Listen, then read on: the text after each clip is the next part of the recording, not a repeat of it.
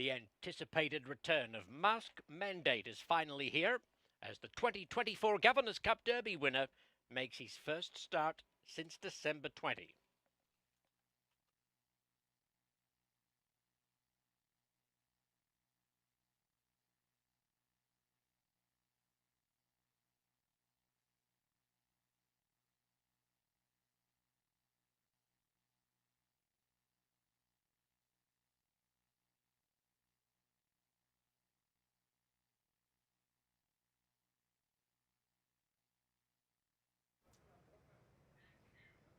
Welcome to a beautiful Sunday night of racing here at Los Alamitos. Jose Contreras alongside Curtis Calloward back in action here for the Sunday program. And what a program we have. 9 races on the program, 8 trials to the PCQHRA Breeders' Futurity. Say that fast 5 times.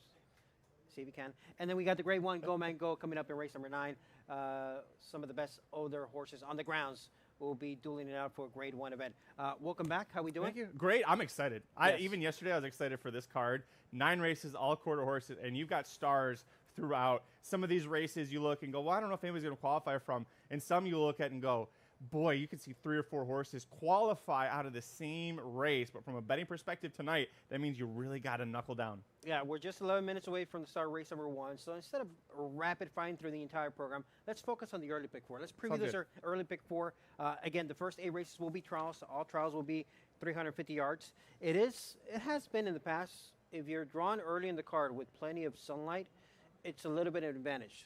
The track plays a little bit faster. The times tend to be a little bit better. So the early part of the program, I think the horses that drew early like where they drew based on the time of the day. Race number 1 right off the bat, Zionsville right now 3-5 on the board, taking plenty of betting support. Is it as easy as the 4? Yeah, it is. There's a reason this is the first race of the sequence, and the betting public agrees. Right now, 3-5 on the live odds. This horse was the fastest qualifier for the Ed Burke Grade 1 race, and then came back and was 4th. Had a little bit of trouble at the start there, but those 3 horses that were in front, CV, FTD Dynasty, Faultless, Nuclear Arsenal, well expecting them to all qualify for this futurity as well. I think it's all about the 4. Same. I think the draw is interesting because you got Shizhen Shining, who I think is the main threat right to the inside of him. She's a little bit better out of the gate at this point in time. But I think Zionsville, if he gets any kind of clean break, he will be the horse to be, without a doubt. Absolutely. Race number 2, second division of those trials. We just heard Michael Rowan announce the late scratch of the 6th, MP Just Rockin', which I believe was originally your top pick, right? My top pick, and you were trying to beat, so we were both frustrated for different reasons. Because I was like, leave that one in. I'm trying to beat him. But yeah, now your top pick is out. Who's your top pick now? I'm going to go to the inside. Uptick. I don't love picking an inside runner, but you've got Martin Arriaga, co-leading rider, set to ride. The horse has the second fastest 350-yard time on the page in this entire field. The 6 was the fastest. So I'll go to the 1. I think the 4 and 3 are also very interesting. I love me a good dice game, craps. Yes. So I like the 4. But I like the 4, not because of the thing, but I like the 4 because of the pedigree, don't pass bar, and the improvement race by race by race. Last time out, it was a good trial win. It was 10-1. It was a tremendous price. She seems to get better now, getting better with the experience. I think she is going to be a fair price. Despite the scratch of the 6, I think a lot of the money might go to Cyberize the 3. I like the 4 on top. I like Uptick as my second choice. Draw a line to the last race. I don't mind the rail. I think the rail could be a good spot to be for Uptick out of that dam Upward, who has produced countless winners. So I'll go 4, 1, 6 in that order for me in race number 2. And a note I caught from Michael Rona before, May 31st race for Uptick. That's the 1 win. Ran in the daylight. Was not nighttime. Well, we're going to have the sun's still going to be out when Uptick is running in race 2. Race number 3, 350 yards, the third trial of the night. You got the morning line favorite drawn in gate number 2. Contentious was actually a very fast, impressive debut winner back in March. Is now 3 for 5 lifetime with that latest win coming up in the Grade 1 futurity last time out. And this is why we're going to try to beat her. I think she qualifies, but I think that Lonely at Night gets the better of her. Why? You've got the first time that Contentious will ever race inside of post 4. She drew post 2. Meanwhile, Lonely at Night, how about this? First start outside of post number 3. 1, 2, and 3 is all she's ever been. I think that she's going to have the post outside advantage. And Justin Kleber back after that narrow defeat in the Governor's Cup. Yeah, and that's through the first 3 legs. We'll pick up the conversation here with race number 4 to close out the early pick 4 in just a moment. As the horses are coming out to the track, we'll go out to Mike Warner to introduce the field for the post parade for the opener. And the first race post-parade is led by number 1, Sweet Aguila Mir, owned by Juan Rodarte, trained by Rodolfo Viramontes, and ridden by Henry Lopez. Number 2, Bridgewater, races for Jose Moreno. Jose Flores is the trainer. Irving Lara has the mount. 3, She's Jess Shining, is trained by Felix Gonzalez for Maria Carlos and Martha Trujillo. The rider is Erasmo Gasca. Number 4, Zionsville, represents Ed Allred. Jimmy Glenn Jr. is the trainer. Cesar Ortega has the mount. 5, Illicit Favorite, is trained by Juan Aleman for Newcomb Racing. Martin Arriaga is aloft. Number 6, Queen Ship, is owned by Antonio Canchola and Juan Carlos Chavez. Conditioned by Scott Willoughby, ridden by Ricardo Ramirez. And number 7, Rational, goes for Junior's Quarter Horses Incorporated. Paul Jones applies the polish. Eduardo Nicasio does the steering. No show wagering on this first of 8 trials to the PCQHRA Breeders' Futurity, 350 yards for the 2-year-olds, with the fastest 10 individual times qualifying for the final in 3 weeks. Race 1 opens the $1 early double, the $1 early pick 4, and the $1 place pick all.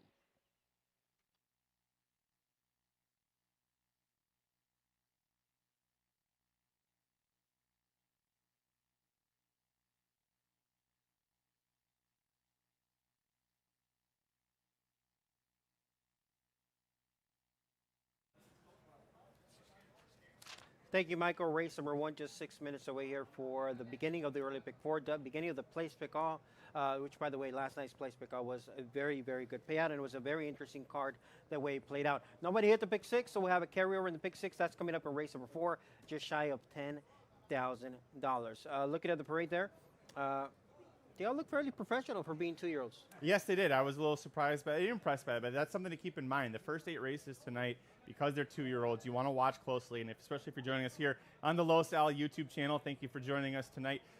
We're going to have a video of all of the horses as soon as they get into the saddling area there, so keep an eye on them because they are 2-year-olds. Yes. They have a tendency to act up, especially as the night goes on. Yes, let's pick up where we last left off. We're just going to wrap up the early pick 4 preview. So let's talk about race number 4 and then work ourselves backwards to race number 1 field. Race number 4, Golden Token, who was impressive in the Futurity trial. He wasn't able to get back to the final, so he missed the Governor's Cup Futurity final. But he's 2 for 2. He's undefeated. He's sharp. I think he's a free square. What about you? See, I'm taking a shot against him, and that might be a very poor decision on my part. But here's my thinking. Okay. If we're singling the 4. 4 is even money right now. I think a lot of folks are going to single the 4 in this spot. If the 4 and the 2 win, Golden Token wins in race 4, this pick 4 is not going to pay a whole lot. No. I'm swinging, trying to make some money. I don't want to buy a couple tacos. I want to buy the taco truck Yes. later on tonight. So with that in mind, I'm going to go to the outside. The number 7, Just One Famous Eagle. 2 tries at 350 were both troubled. You look at the 300-yard events, both of those were wins. This horse is back drawn outside after having the rail last out, won despite the rail draw. And according to the famed Michael Rona, of the 4 300-yard races for 2-year-olds back on April 25th, this horse was the fastest by 0.22 seconds, faster than anyone else in those 4 300-yard races for 2-year-olds. And the final time, or the final 220 yards, fastest by 0.15 seconds. So that horse is fast. I think he's just had some trouble and is going to sneak up on people. I'm hoping that Justine Klaber on the 3, AJ, your favorite, she's a sharp breaker on every horse, right? See if maybe she drifts over a little bit, kind of impedes the 2 Golden Token. Nothing nefarious, just some good race riding. Hoping that the 2 on the inside takes enough trouble there, someone like the 7 can capitalize. Yeah, that's going to be obviously a key leg because that's a payoff leg of the early pick 4. It's the first leg of the pick 6, that carryover. And, of course, it ties in everything, place pick all as well. So Golden Token will be a heavy public choice, but Just One Famous Eagle. I think Way Political may look interesting if you're trying to be creative and trying to beat the 2. But it's going to be all about Golden Token trying to remain undefeated. Pick 4 selections are cycling through the screen. I went economical because I thought it was going to be chalky. Yep. We'll see if it plays out. I only went with a $6 ticket. Chris Wade doubled up. He went 3 and 4 here, so he's using the 3. She's Just Shining, which does appear to be the main threat. And I'm surprised there's this much separation in odds. It's almost 5 times the odds that you're getting between the 4 and the 3. And it's purely based off the speed figures. The 3 actually has a higher one, got an 86 for finishing that close third in the Governors Cup Futurity, 84 back-to-back for Zionsville. But if you just go off the raw times, nobody's within Zionsville. So I think that if you want to play a straight 4-3 exacta, the fact that the 3 right now is your 5-1 third choice behind the 7, I think that's the play. Don't play the 4 to win. 4-5, too short.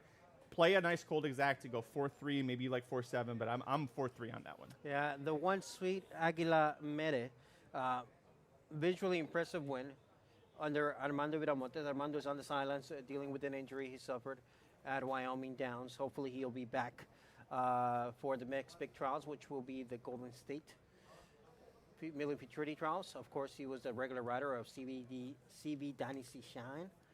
Say that one fast, Michael. Good luck to you in the race call. But good to see Armando in the grandstand.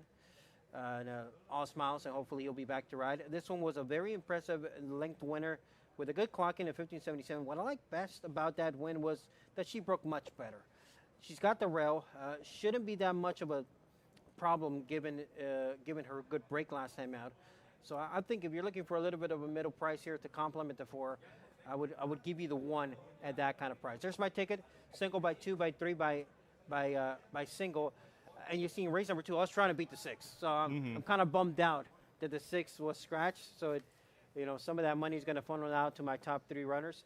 There's your ticket: 1, 3, 4 for you, with 4, 6, with 3, 5, 6, and 7. So 4 deep in that key race number 4. And I think so many people are rightfully going to single golden token the 2 in race number 4. If you're playing race 4, don't go any more than 2 deep. You see Chris Wade's going to have 2 and 7 up there for you. I think if you're going to try to beat the 2, go ahead and spread, because the value is going to be in so many people singling that runner. If you want to try to beat him, feel free to spread. If you want to use the 2, don't go very deep. And I think that's my thought process whenever I'm looking at a race where I know I'm against the favorite, but I truly don't know who I truly like to upset the favorite. That's not really the value or the problem, because if you already identified that there's a vulnerable favorite, I'm okay buying everybody else and leaving out the favorite, because just by being correct about beating the favorite in a key multi-race wager, it's going to create some separation. So I like that you did there. Either single the favorite like I did, or if you're trying to beat the favorite, don't use the favorite. Yeah. Use 3 to 4 runners, and if you're right about that, you create some separation. Pick for a pool over $80,000 here. Let's talk place pick all. Yes.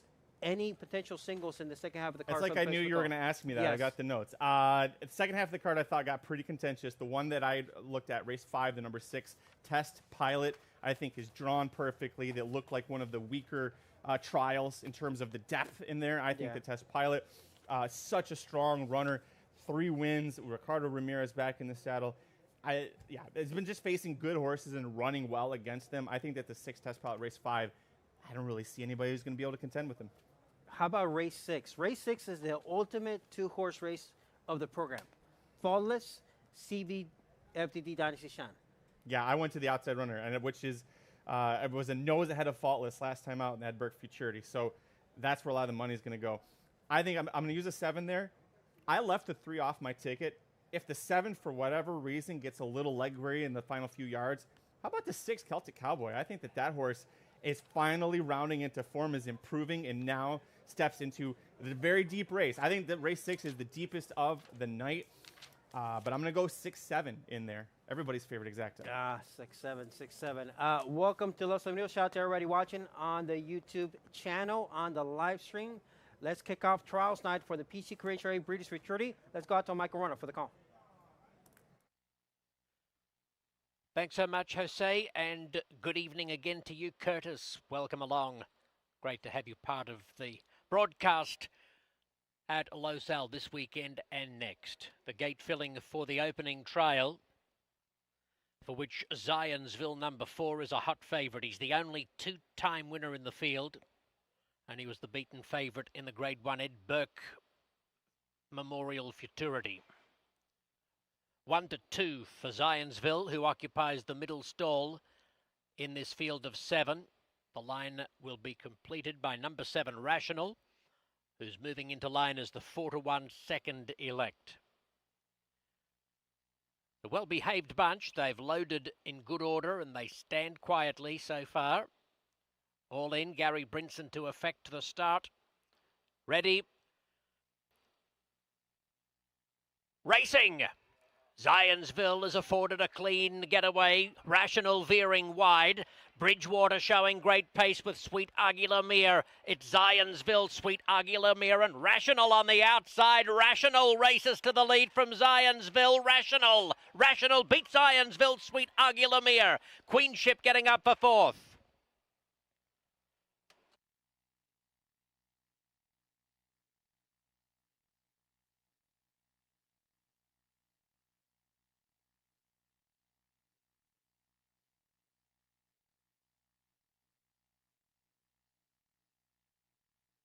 Number 7 is first, Irrational, defeating number 4, Zionsville, with 1, Sweet Aguilar finishing third, and number 6, Queenship, fourth.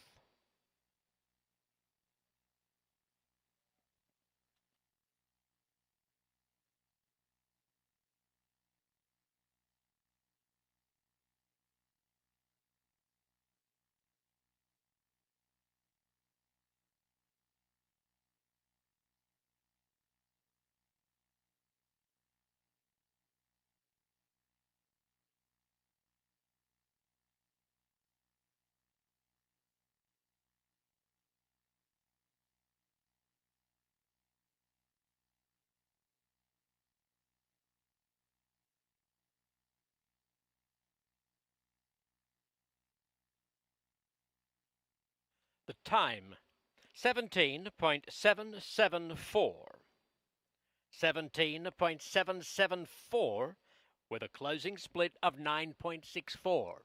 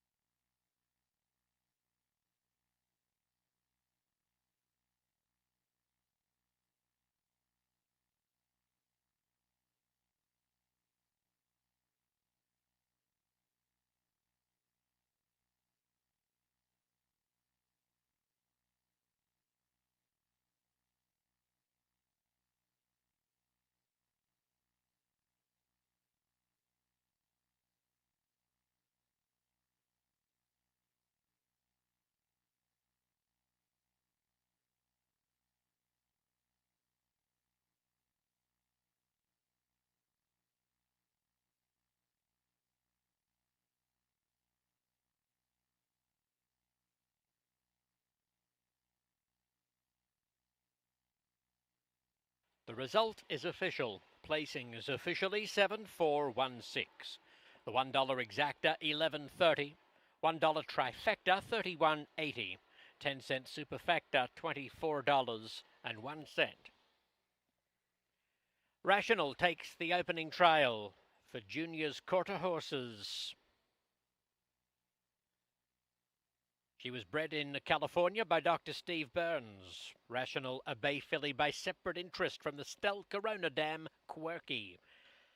Paul Jones is the winning trainer. Eduardo Nicasio is the victorious jockey.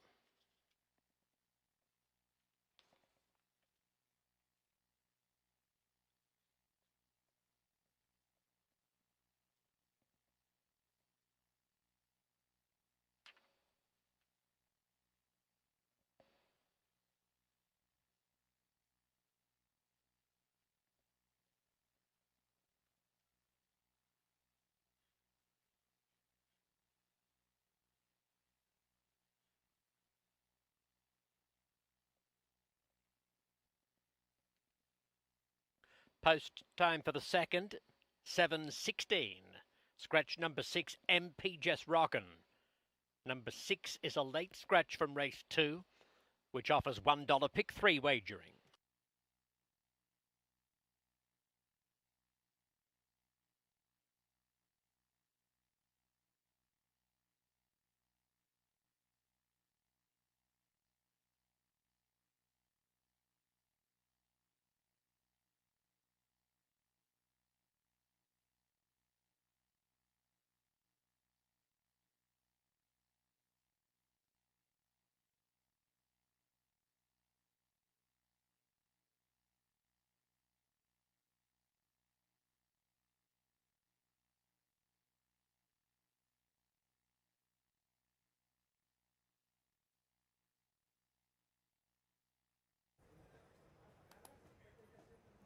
Race number 1, now official. The first draw in the books for the PCQHRA Breeders' Featuring. It goes to Rational with a clean trip on the outside post. A little bit of a veering outward, but that quirky baby bloodlines on the dam side really finished strong like the mama would and gets the clocking of 17:77 in race number 1.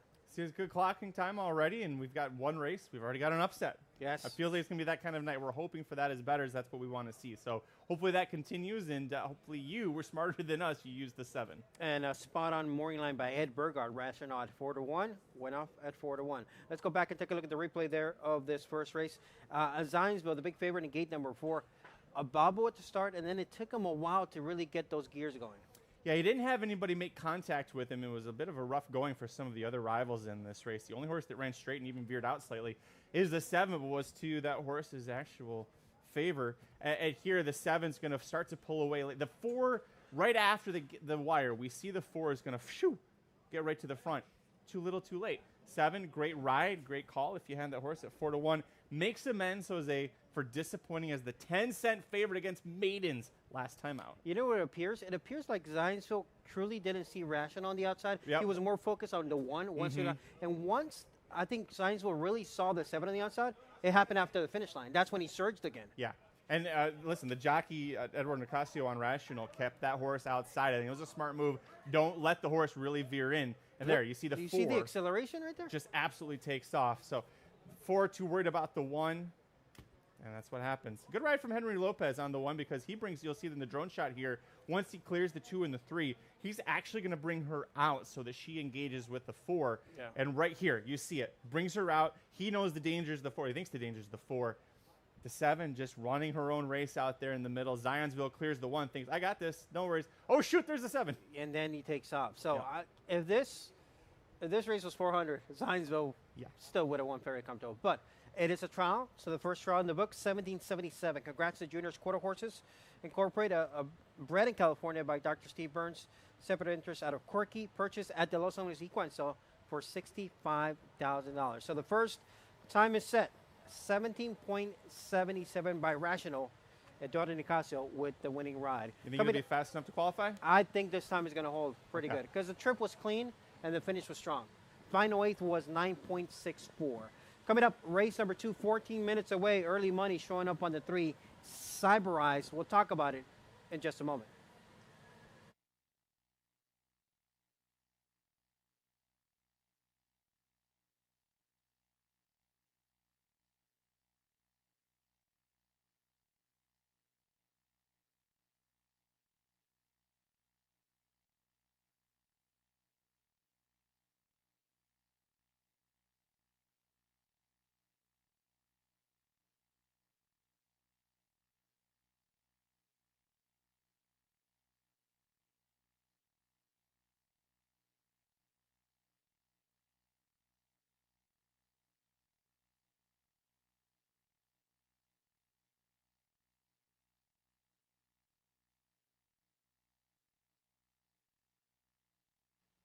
Ladies and gentlemen, we have a gate drill to show you for race 2. Number 7, I Got a Heart Like a Truck, was far more sports car than pickup in this August 1st drill, accelerating like she went from 0 to 60 after breaking from the outside post. Her rider applied a minor mid-work adjustment as she sped to a 12.3 second clocking.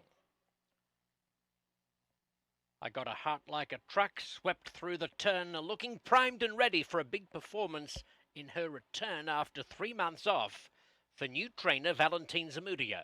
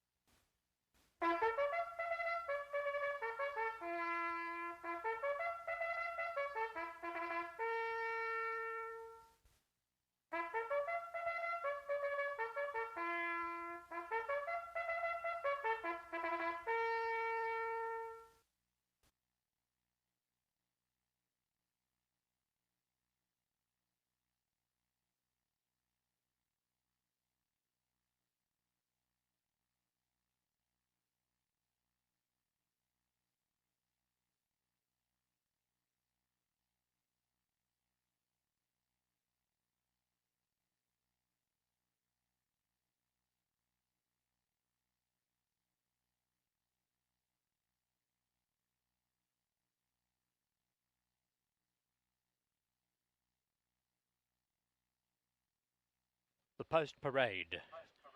The race 2 is led by number 1 Uptick, owned by Gamaliel Garcia, trained by Juan Alaman and ridden by Martin Arriaga. Having said that, favourite Consent number 2 is technically leading the post parade.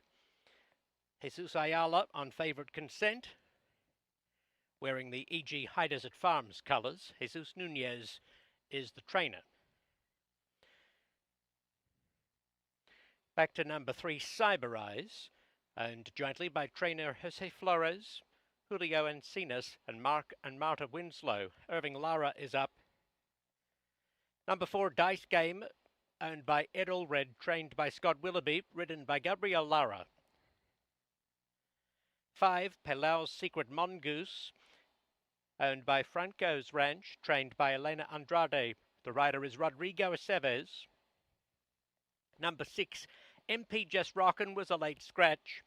7, I Got a Heart Like a Truck is owned by Andres de la Torre, trained by Valentin Zamudio, ridden by Ruben Lozano.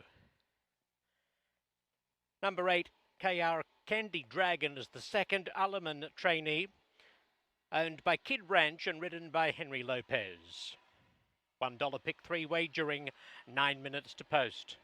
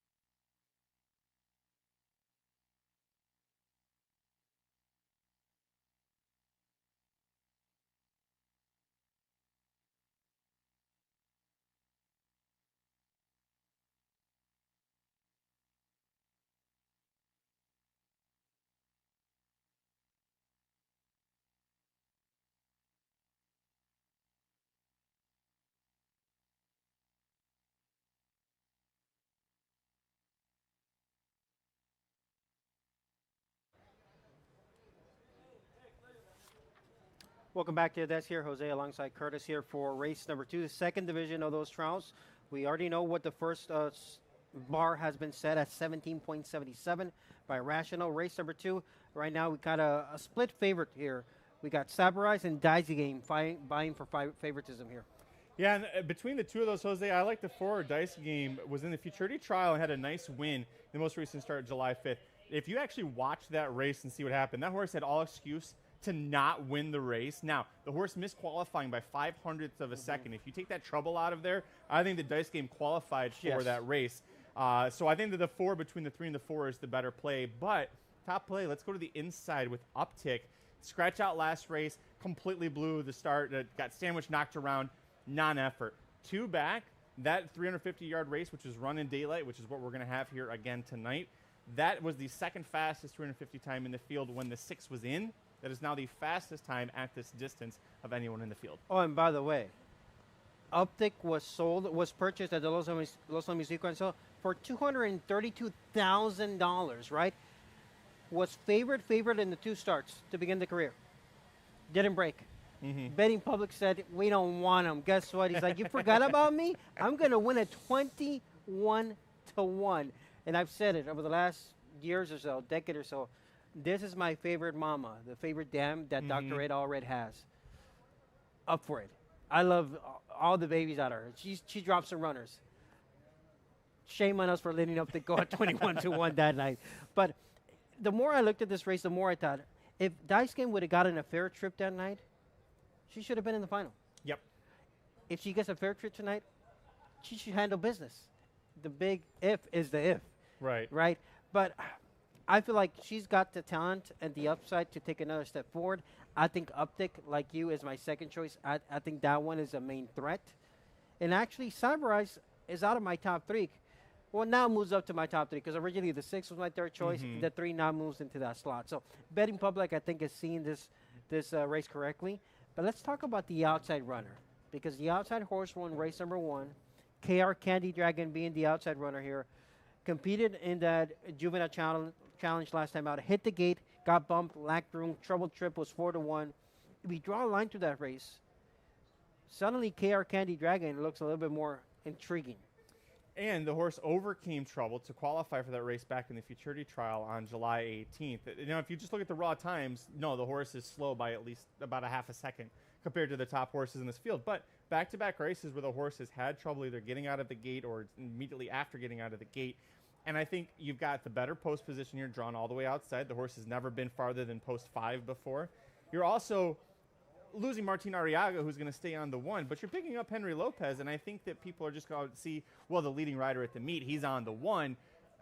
Lopez has showed us even yesterday. He's a fantastic rider. He can absolutely hold his own there. So if you're looking for a long shot play at 7-1, I think the 8, not for us to win, you and I, but I think that the 8's certainly a horse that's intriguing for your exactas and trifectas. Yeah, and this does begin a new Rolling Pick 3 races, 2, 3, and 4. Exacta, trifecta, and superfecta wagering also available.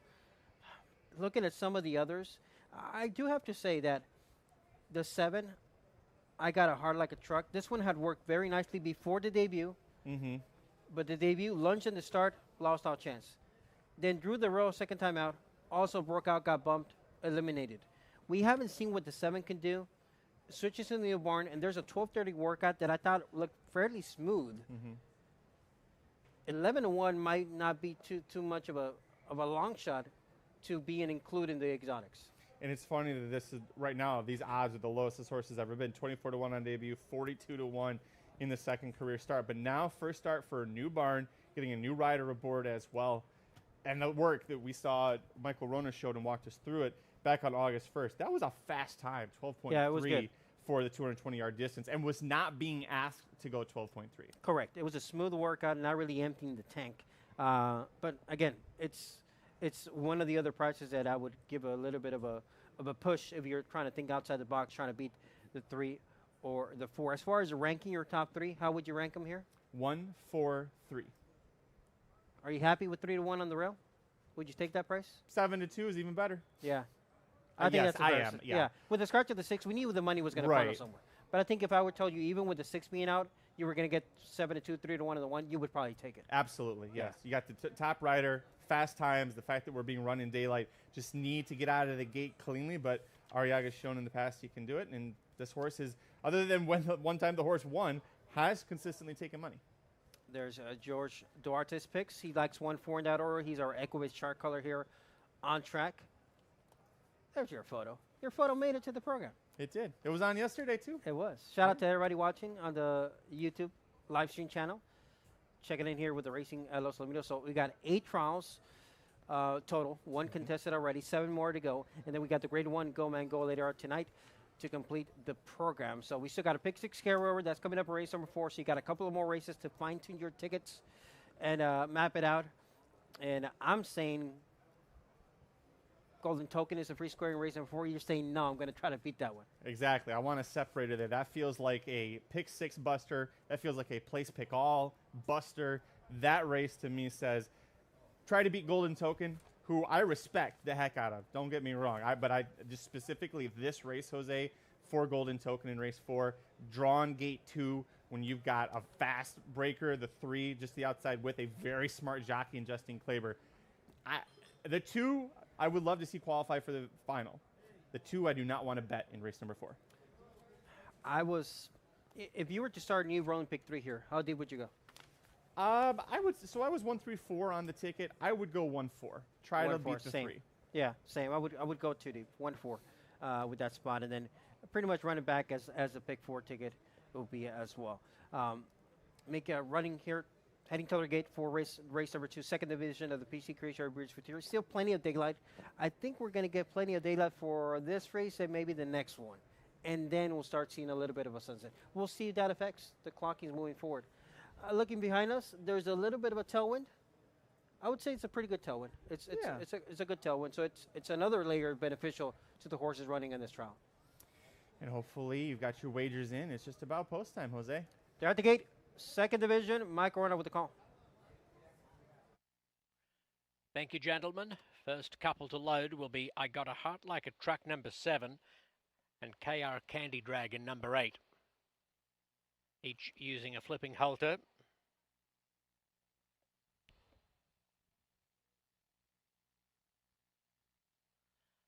Now the rail runner, Uptick coming forward.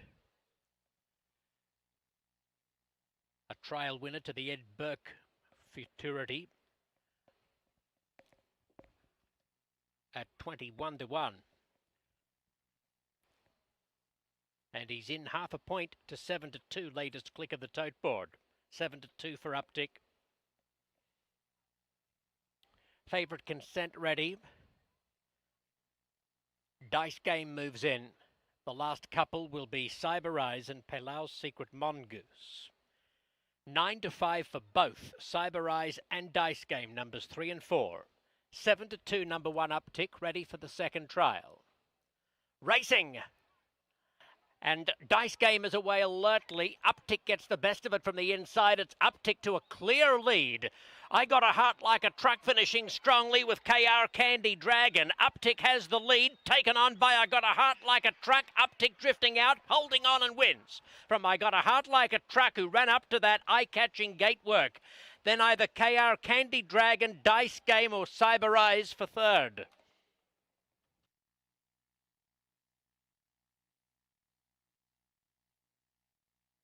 Two to 1 if you don't mind, for Uptick number 1. Has been absolutely smashed in the last minute or two of wagering. Number 1 Uptick winning.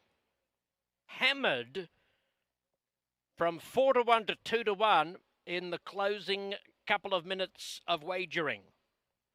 Has beaten number 7, I Got a Heart Like a Truck, with number 8, KR Candy Dragon third, and it's a photo for fourth.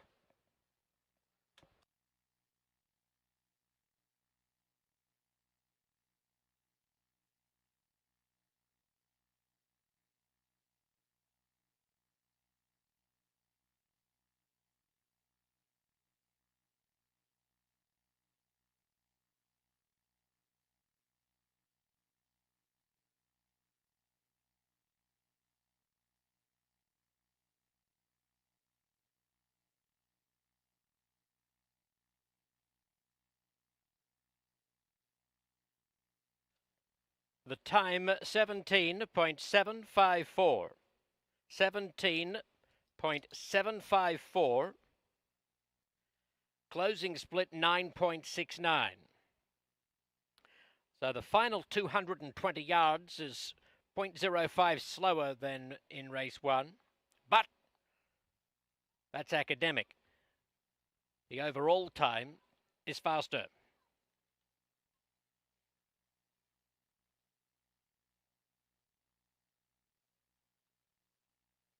Fourth goes to number 4, Dice Game. Number 4 rounds out the superfecta.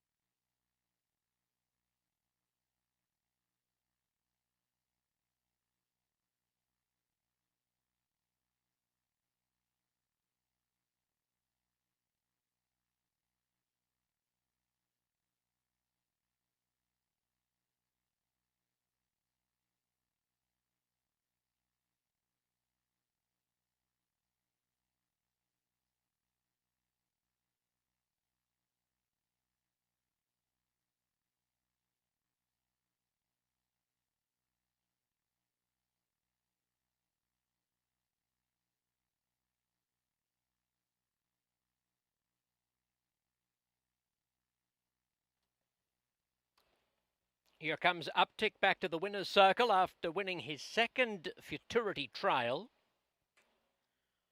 He is a bay colt by Favorite Cartel from the Kitty Up Dam Up For It. Bred in California by Ed Allred, owned by Gamaliel Garza Garcia. Trained by Juan Aleman, who also prepared the show filly, KR Candy Dragon. And the winning rider is Martin Arriaga.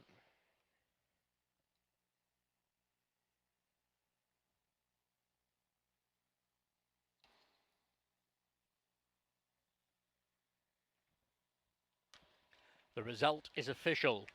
The $1 exacta pays $97.40. $1 trifecta, $543.20. The 10-cent superfecta, $338.67. The $1 early double, $28.10.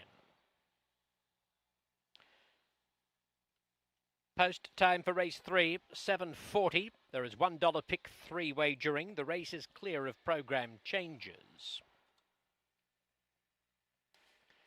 And Jose and Curtis, when you get to recap the second race, one thing that jumps off the page looking at Uptick, apart from the purchase price, or perhaps because of the purchase price, paid by big spending owner Gamaliel Garza Garcia, is that little C next to his name. He's not a gelding, he's a colt, and he is beginning to furnish into a very nice racehorse, and perhaps, depending on further exploits on the track, a stallion career is possibly in the back of their minds with Uptick. Beautifully bred out of a mare I know you're fond of, Jose. Up For It.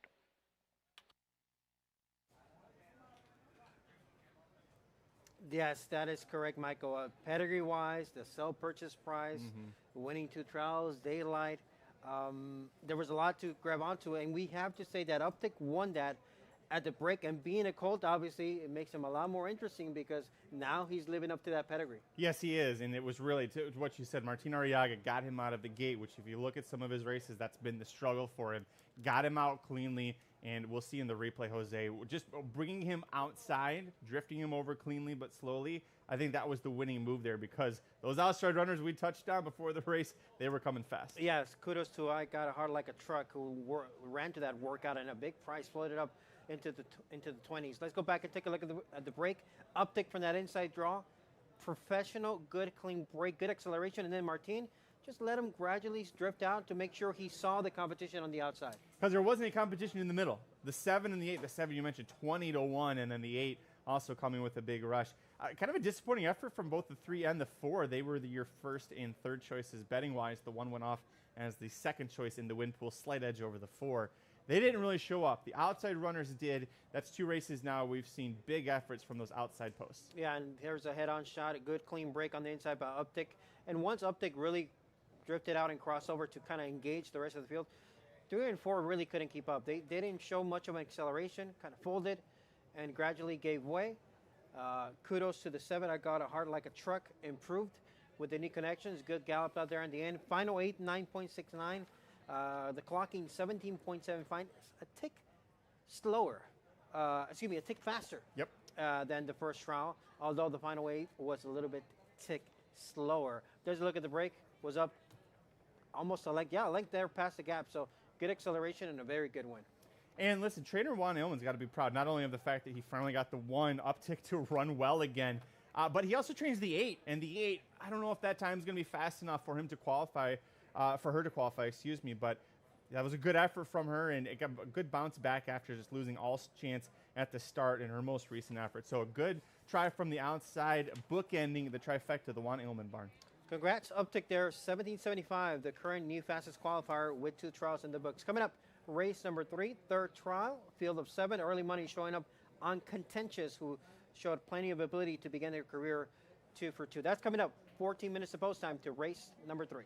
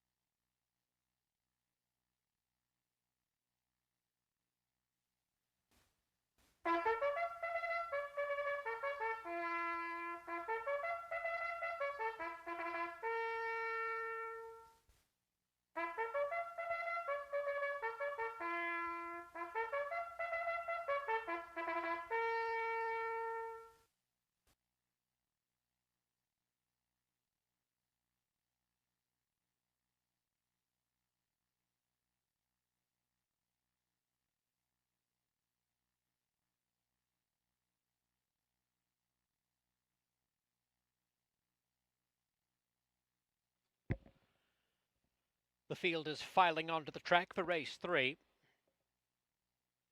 offering $1 pick 3 wagering and due in 9 minutes.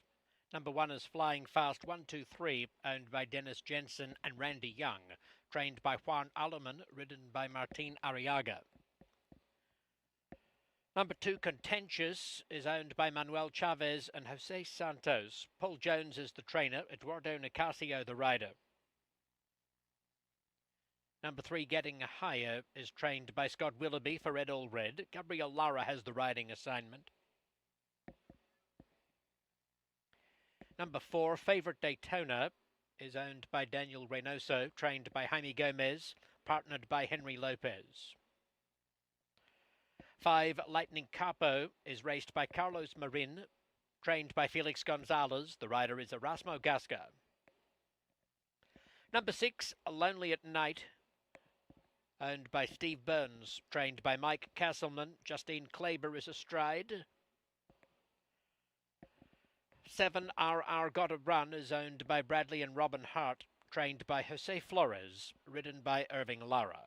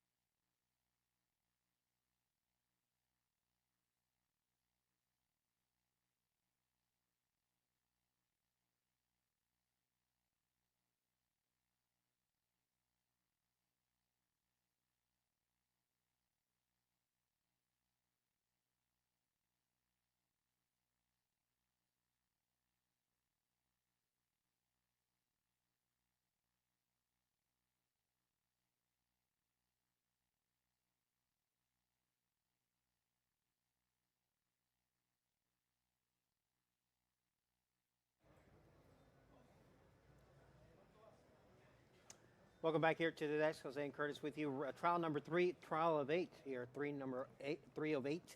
Coming up next, money showing up on Contentious, and why not? This one is by Favorite Cartel out of Quirky. We already saw Quirky Baby win trial number 1. Let me go back and check to see if it was Favorite Cartel. No, it was Separate Interest. So a different sire, so a half sibling, but Contentious, tremendously talented filly, 3 for 5 with a couple of seconds. And really, it's just been so lights out, winning the Grade 1 Governor's Cup Futurity last time out. First, second, and 6th fastest horses were all in that race. It's just amazing race. But here's the knock on your favorite right now. This is the first time this horse has started inside of post 4.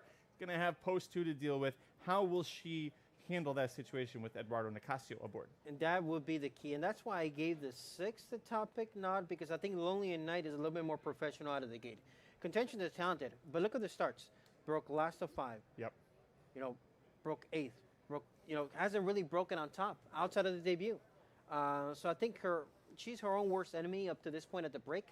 I think the gate speed on the outside, Lonely at Night, gives me the edge. So 6, 2, 4 would be the top 3. Favorite Daytona would be my upset long shot. If you're looking at a horse that could improve at a price, Daytona 1000, the Mama was a pretty good race mare with some gate speed. So I think Favorite Daytona might step it up a notch with improving race by race, but again,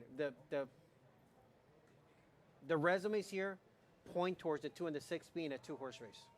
Well, we saw this almost identically. I went 6, 4, 2, flipping your second and third, just because if I was playing exacta, I want to try to beat the 2-horse here. As far as the multi-race wager tickets go, I left the 2 off because of the 6 and the 2, thinking they're both going to take a lot of money, rightfully so. The 6 now your favorite at 6 to 5. I do want to make one note, Jose. Was watching the horses when they came out, and with them being 2-year-olds, you were telling me that they don't parade them around in the paddock. They just get jockeys legged up in the saddling area, go straight out to the track. I understand that. I watched the 5 go by. Lightning Capo, who's going to be first time gelding tonight, had a bunch of kidney sweat working up on those hindquarters. So the 5 already the longest shot on the board at 20-1. Wasn't a horse I was interested in any range, but if you were, just take note, the 5 did have a bunch of kidney sweat built up. And looking at one of the barns that has been already hot through the night, that's the barn of Juan Aleman. It's got the 1, Flying Fast 1-3, a runner that ran very well on debut, had worked fairly well before the debut, 12:30 and 12:20. So was showing talent in the mornings. Last time out was the odds-on beating favorite. It was only field of 4, second best, but maybe we haven't seen the best of the 1 just yet. We just saw in race 2, Jose, Juan Illman and Martin Arriaga team up to win a race from the rail. The situation here with Flying Fast 1-2-3. Listen, you mentioned this horse was the odds-on beaten favorite last time out. We've already seen a race where a horse that was odds-on beaten favorite last time out came back, ignored on the tote board, and springs the upset. That happened in race number 1. Could be the case here. I will say that race on July 19th that the 1 Flying Fast 1-2-3 exits, we saw the third-place finisher from the race, Accelerate Run, last night in a maiden race. Ended up finishing 6th. Wasn't an impressive effort. So take that for what you will. Just worth noting that horse did have a common rival come back. And same for the 5 Lightning Capo, horses that were also in that common race on August 1st. They ran 4th and 5th last night. Yeah, and looking at the outside runner, RR got a run. Third place finish last time out for the barn of Jose Flores. Erwin Lara. It was only field of 4. Was that common event of Test Pilot. We'll see Test Pilot later on tonight, I believe in race number 5, yes, which will be a good public choice, I think, at 9 to 5 on Ed Burgart's Morning Line. So maybe we'll be able to kind of translate some of that form.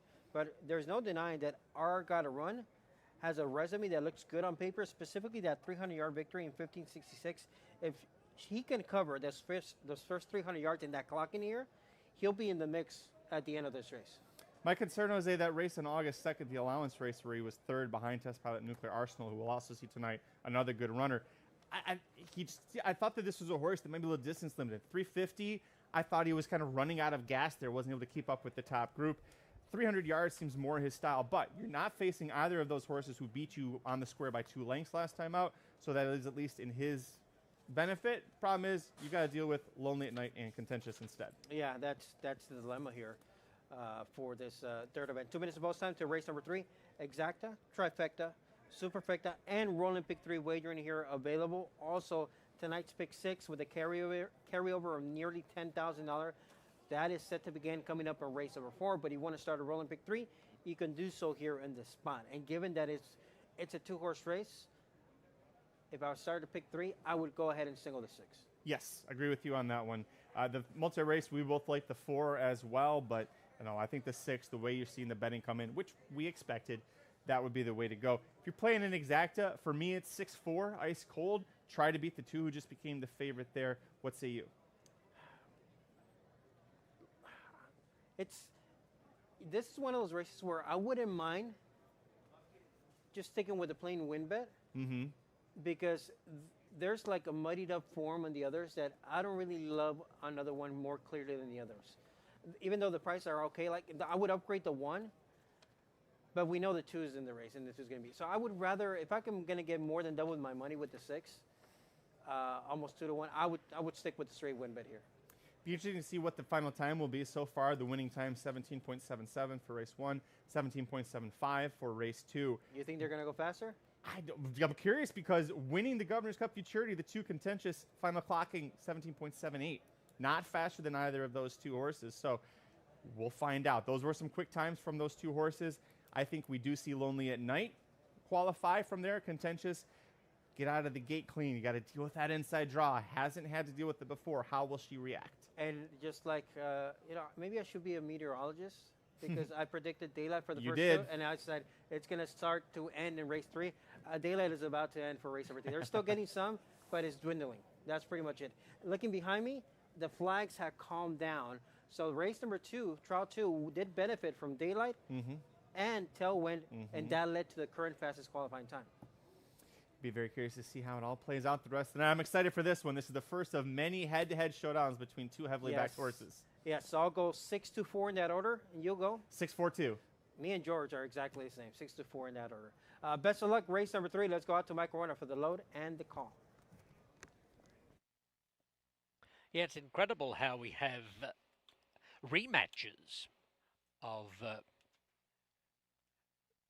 the finish of some of our feature races already this season across the trials tonight, with the Governor's Cup Futurity Exacta knocking heads in this trial, and later on the Ed Burke Futurity Exacta ending up in the same trial tonight. Contentious goes up into gate 2, and favoritism has been seesawing between Contentious and Lonely at Night number 6. They are currently 3-2 and 4-5. Lonely at Night has just been hit hard into odds on. The only other horse under double figure odds is number 7, RR Gotta Run, at 7-1. Now even money for Lonely at Night, 7-5 for Contentious. RR Gotta Run number 7 in a point to 6-1. Set. Ready to go. Racing. Getting Higher was off very awkwardly. Flying Fast, 1-2, 3/4 flyer off the inside. Contentious is coming strongly, and Lonely at Night on the far outside. Then RR Gotta Run. It's Lonely at Night with the lead from RR Gotta Run. Lonely at Night beats RR Gotta Run. Contentious third, and nose to Flying Fast, 1-2, 3. That's the second winner in a row who's been pounded late. 3-5 for Lonely at Night number 6. Contentious went out to 9-5.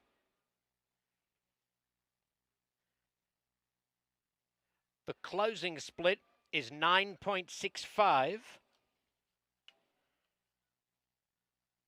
That's just a 100th slower than the opening trial. We stand by for the far more important overall time, which is not showing yet. 6-7 and a photo unofficially. And an inquiry. Stand by.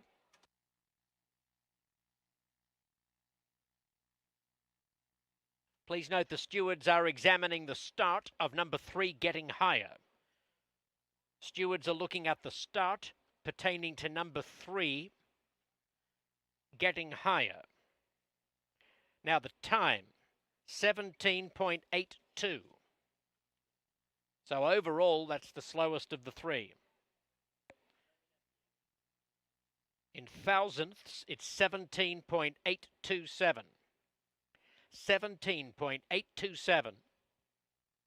Third goes to number 2, Contentious. Fourth is 1, Flying Fast, 1-2-3. So the unofficial numbers, the placings, 6-7-2-1, with an inquiry pending into the start for number 3, Getting Higher.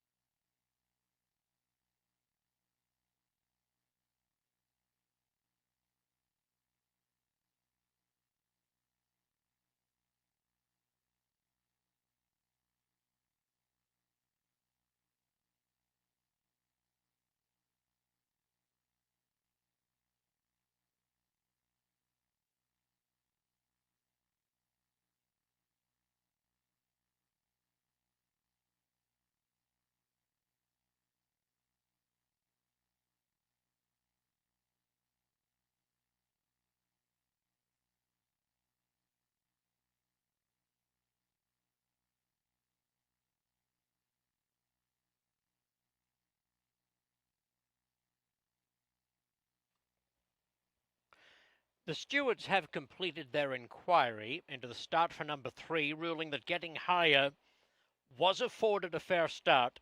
Stewards ruling that the filly whipped her head as the gate opened and broke in the air, but she was afforded a fair start. Stewards ruling there was nothing untoward as far as the assistant starter is concerned, and Getting Higher is considered a starter. The result is now official.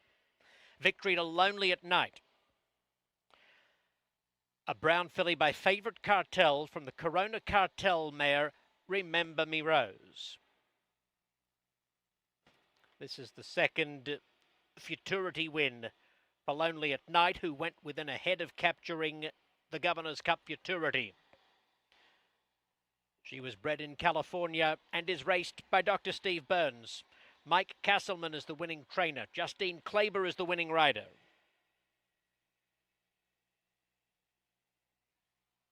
$1 exacta, $9.10. $1 trifecta, $20.70. The 10-cent superfecta, $6.13.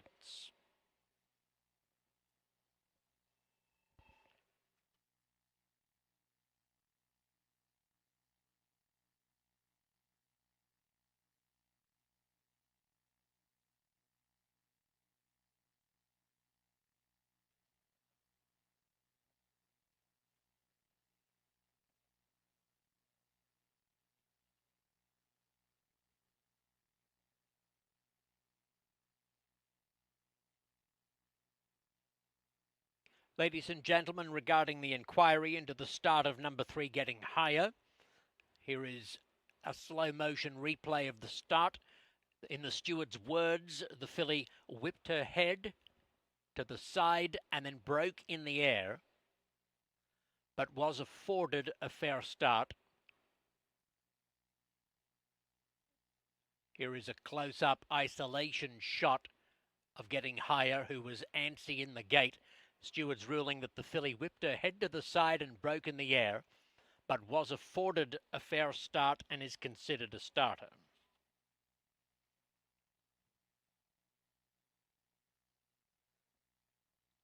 Post time for race 4, 8:04. Scratch number 4, Jess for Lindsay, from the first leg of the $2 pick 6, which has a $10,000 carryover. That's the only scratch from the pick 6 tonight, and there are no jockey changes to report.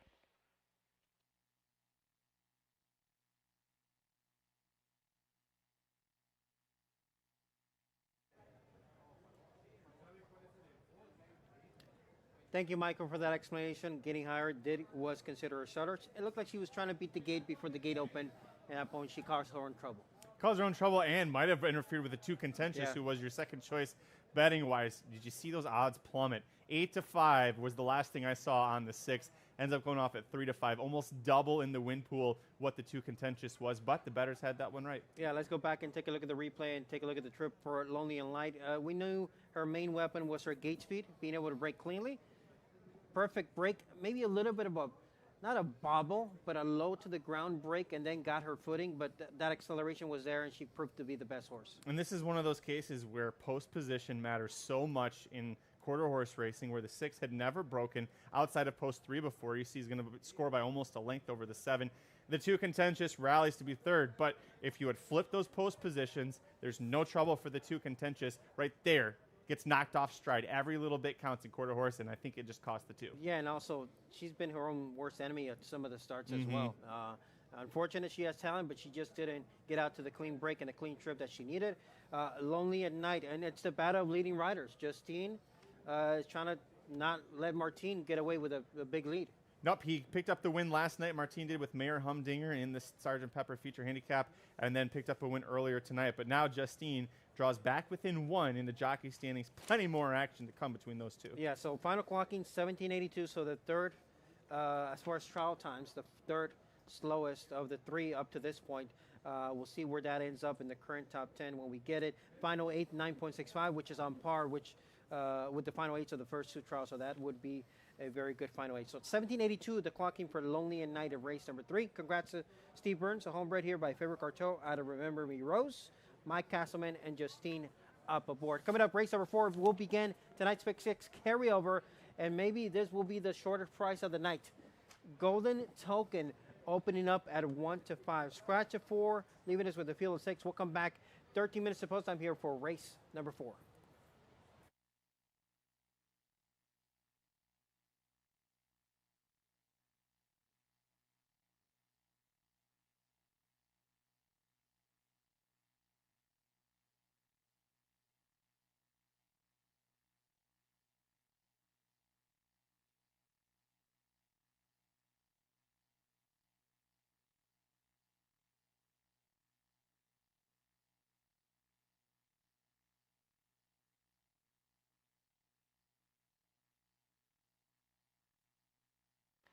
Ladies and gentlemen, we have a gatework to show you for race 4. Number 1, We Political, will be blinkerless for the first time tonight, returning to action off an impressive July 29 drill. He flew out of the inside gate, building a big lead under a light hand ride, before carrying strong momentum through the wire in 12.2 seconds to comfortably outrun workmate Another Valiant Sign. Capping it off with a strong gallop out, We Political looks primed to campaign for a big turnout at the tote board.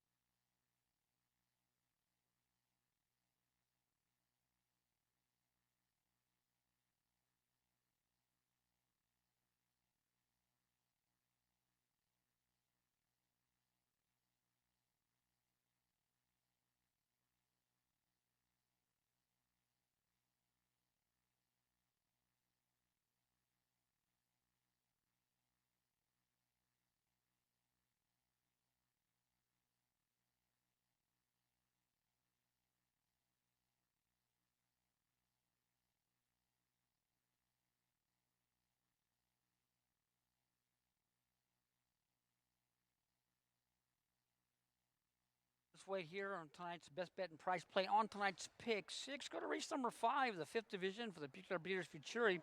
Let's go to the 6th in tonight's 5th division is our best bet on the Pick 6 here. Test Pilot. This horse has it's 3 for 5 lifetime. The whole field combined amongst the other 6 horses have won 3 races. So this horse is a hard knocker, professional race horse deluxe, and figures very difficult to beat. This horse in the last ever got a little fractures, broke a little slow, brushed the side of the gate, lost about 3/4 of a length, but for the big run midway and held on to get that allowance victory there and make that one our top choice in the 5th race for the Pick 6 Test Pilot, our best number on the Pick 6. What kind of a bombs away play in race number 8? You can't find this horse with a search warrant, but on the numbers, the horse has a look at the outcome.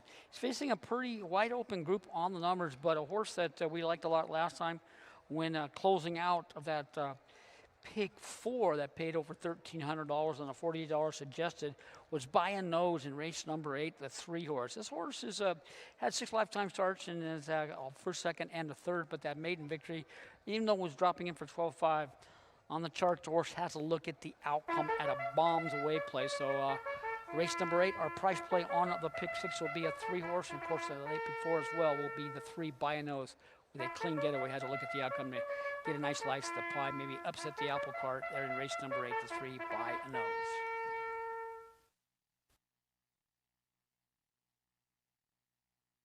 Good, Chris. Thank you very much.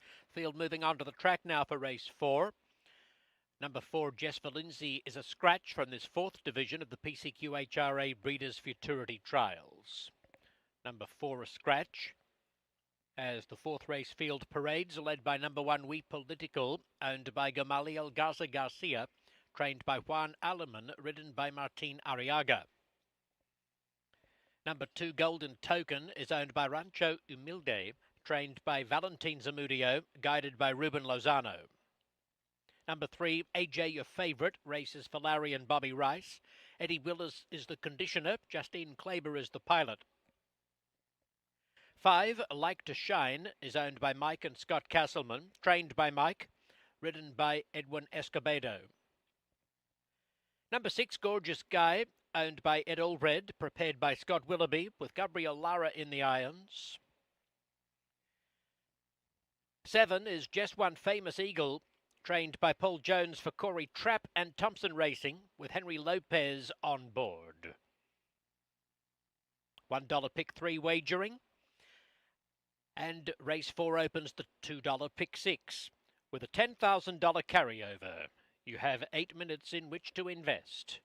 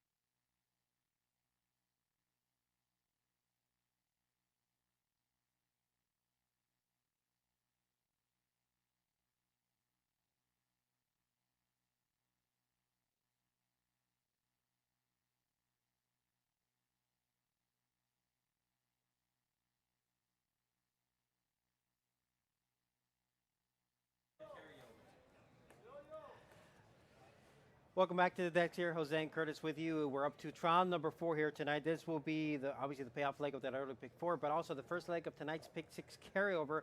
Pool is already well into the teens with the fresh new money, and the carryover was just shy of $10,000. But we begin the pick 6, possibly the shortest price of the night.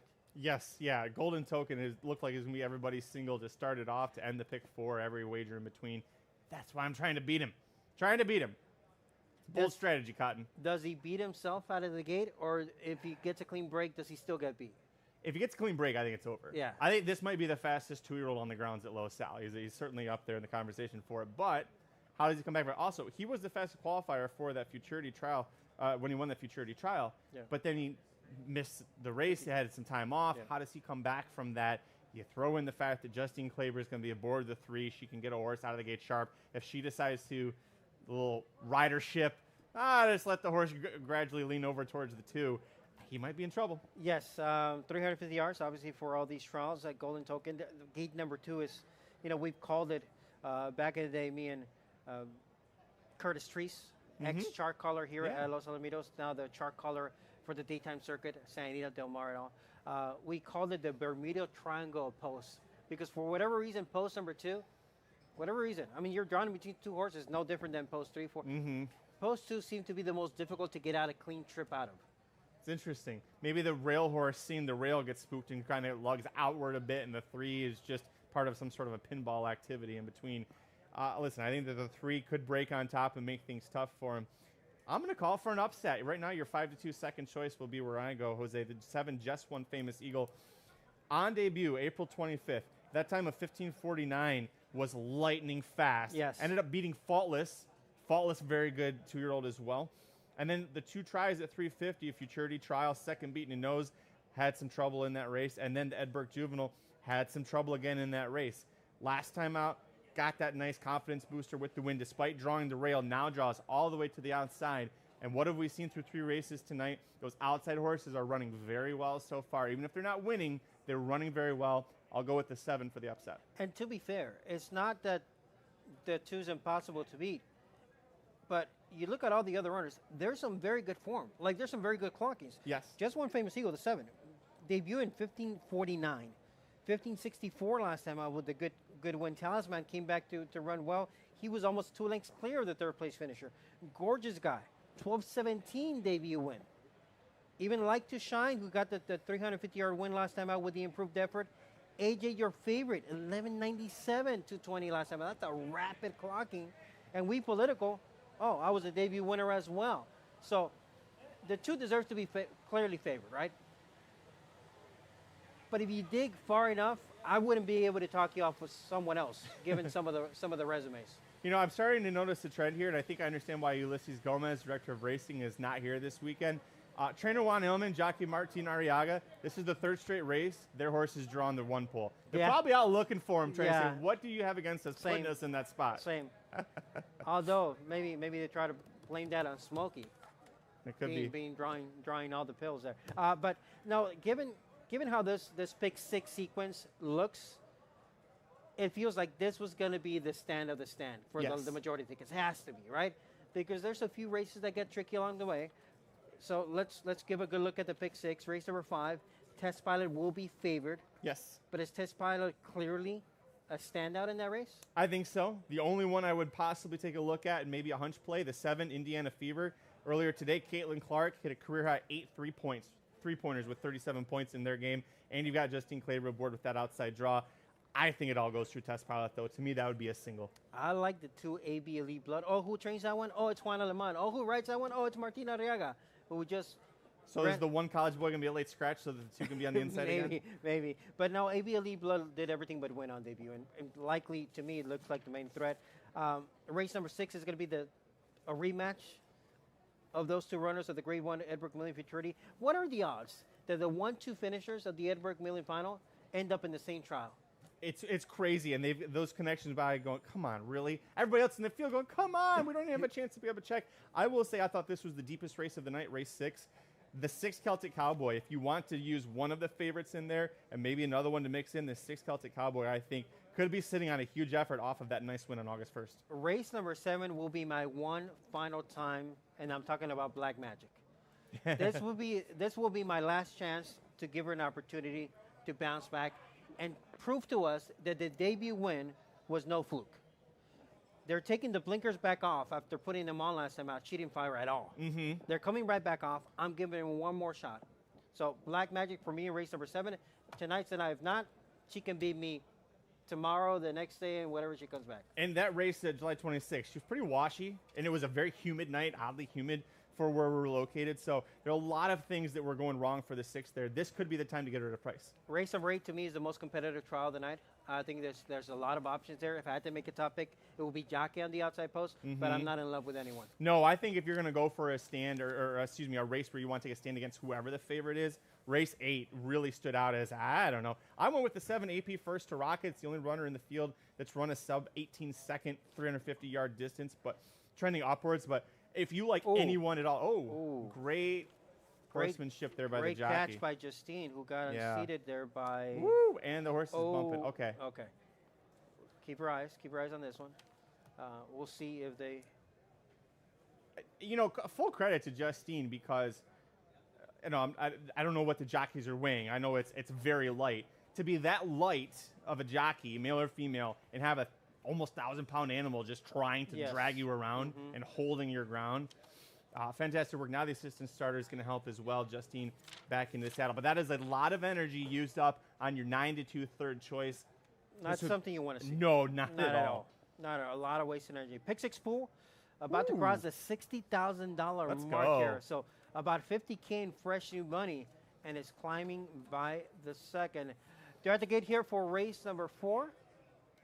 Are we going to get a leg back up by Justine? I'm keeping an eye before I toss it to Michael. I just want to see if there's going to be a delay or not. It looks like they're going to begin the loading process. So, Michael, we'll send it out to you for the loading call for race number 4. Okay, thanks very much, Jose and Curtis. They are moving in. We Political, Golden Token, and Like to Shine, followed forward by Gorgeous Guy. AJ, your favourite, Loaded Riderless. Kleber getting back on board inside post 3, and Just One Famous Eagle is coming up to complete the line. 3 to 5, Golden Token, number 2. Ready. Oh dear, Like to Shine reared, broke through, fell over, and We Political has also broken through. So there'll be a significant delay. We Political has taken quite a long time to be brought under control. And Like to Shine, after falling out of the gate, has come down past the finish line riderless. So Like to Shine, an obvious automatic scratch. Number 5 is a late scratch, quickly confirmed by the stewards. Like to Shine, number 5, a late scratch. And We Political, eventually brought under control by Arriaga, got down to about the 16th pole, and is now slowly making his way back toward the starting gate against the outside rail.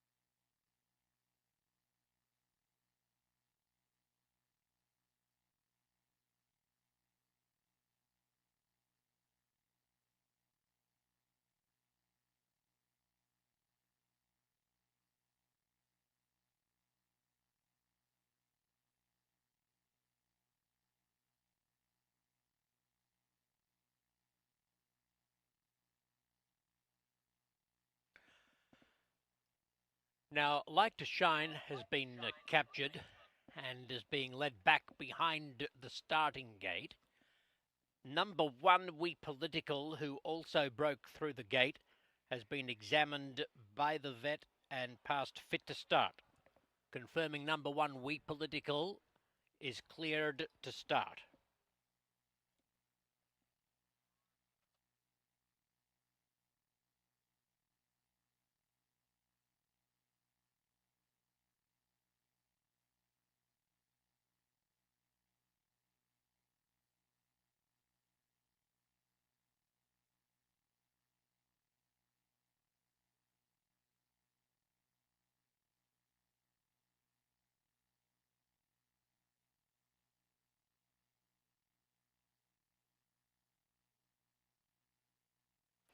We Political is about to reload and will do so riderless.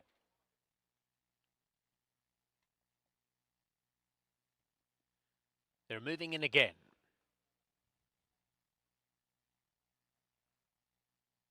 We Political joined by the favourite Golden Token. AJ, your favourite in the first gate load, went in riderless, but this time loads with Justine Kleber aboard. Gorgeous Guy joins them, and Just One Famous Eagle will be the last in. Currently 4 to 5 for number 2 Golden Token, 9 to 5 number 7 Just One Famous Eagle. They are ready.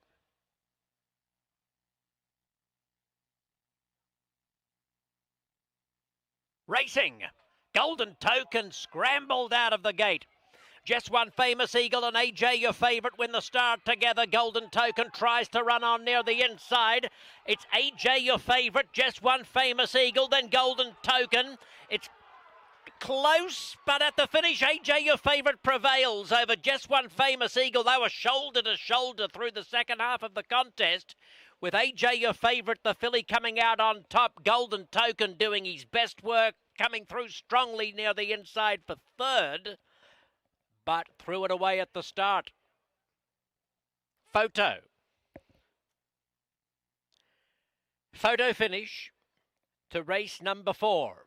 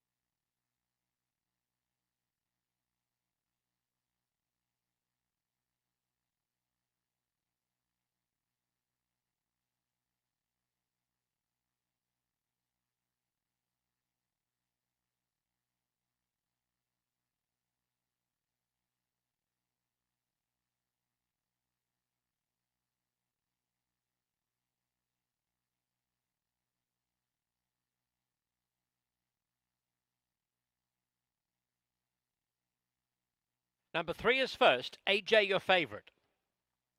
7 is second, Just One Famous Eagle. Number 2, third, Golden Token. 4th, 6, Gorgeous Guy. 3726 unofficially. The time, 17.75, check that, 17.755. 17.755, that is 1/1000th of a second slower than Uptick's clocking in race 2.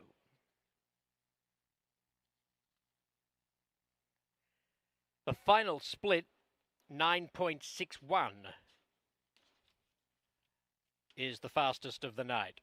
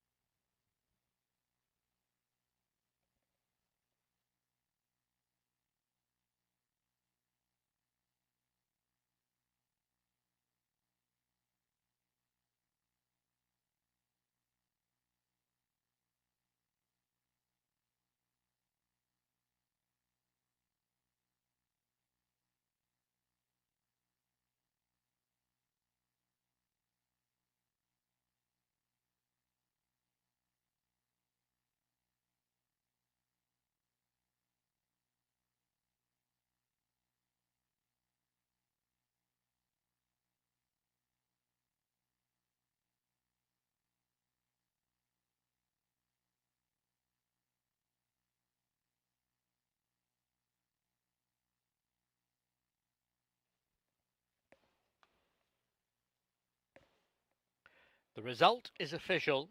Placings officially 3726. The $1 early pick 4 has paid $266.20. AJ, your favourite is a brown filly by Apolitical Jess. From the favourite Cartel Dam, Favourite Wise Lady. Bred in California by Rancho El Cabresto, owned by Larry and Bobby Rice. Trained by Eddie Willis and ridden by Justine Kleber. Back-to-back winners on the program for Kleber. In fact, Justine is 2 for 2 with her mounts tonight.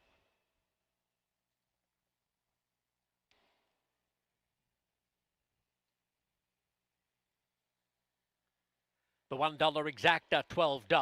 The $1 trifecta, $17.70. 10-cent superfactor, $3.97. The $1 pick three, $45.40. The consolation pick three with the late scratch of number 5, Like to Shine, $6. And as mentioned a couple of minutes ago, the $1 early pick 4 pays $266.20. To the 5th race, which is clear of program changes. Post time is 8:31.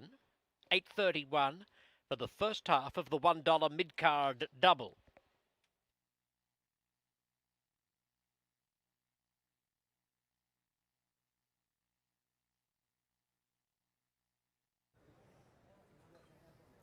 Well, what would trials night be without a little bit of unfortunate drama, right? Wow.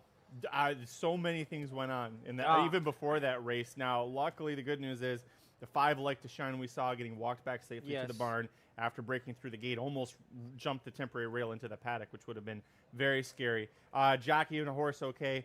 The 1 they examined did go back to run as well. And then out of there, the one thing I said that could beat Golden Token is gate problems. What happens? Himself at the gate. He blew the start. Justine Kleber on the 3 kind of eased in and then took off and ran straight and posted the upset. And sitting on the gate could be a negative for a lot of these horses. Yes. And being taken too long here, that's exactly what happened. Let's go back and take a look at the start of this race now.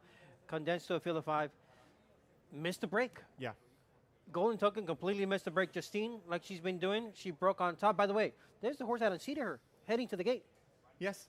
Yeah. It was difficult to handle. Got reloaded, got the lead, and fought off the challenge of just When Famous Eagle on the outside. So AJ, your favorite, takes advantage of a clean break. Yeah. Golden Token not only misses the break, stumbles with the hind end as well. And after this, we'll see the drone footage. It's even more damning about this. So first of all, the positives. Credit to trainer Eddie Willis for having the 3 ready to go. Finally got a good break last time out and came out on top, does it again. So now Justine Kleber is 3 wins from 4 mounts on there. She's 2 for 2 on the night. We heard from Michael Rona. Here's the drone shot. Right here, if you bet the 2 Golden Token, he's last. He's last. Except he is a monster. This horse is every bit the monster that he seemed to be. He has no business running this well. And the final 8th time was what, 9.61? How fast does he run? Look at all the ground he made up on these quality runners, and he's finishing into a 9.61 final 8th. I probably give him, he probably went in the 9.5, maybe in the 4s, given how fast he was closing into that final 8. So it's unfortunate if you bet him here, but we're hopefully, I think with these times so far we've seen, that ties the winning time, ties the best we've seen so far tonight. You would hope that Golden Token is going to qualify. If he does, look out. This horse is such a beast. He lived up to the hype. Unfortunately, he also lived up to the 1 knock against him, which has been his gate issues. Correct. Congrats to the connections of AJ, your favorite, Bobby and Larry Rice, bred by Rancho El Cabresto by A Political Jets out of Favorite Wise Lady. Purchased out of the Ruidoso Select yearly sale for $71,000. Justine and Eddie teaming up for the upset. We'll call it the mile upset win in race number 4. Coming up, race number 5, second leg of the pick 6, 5th trial there, field of 7. Right now, early money showing up on Indiana Fever. That race number 5 is 12 minutes away.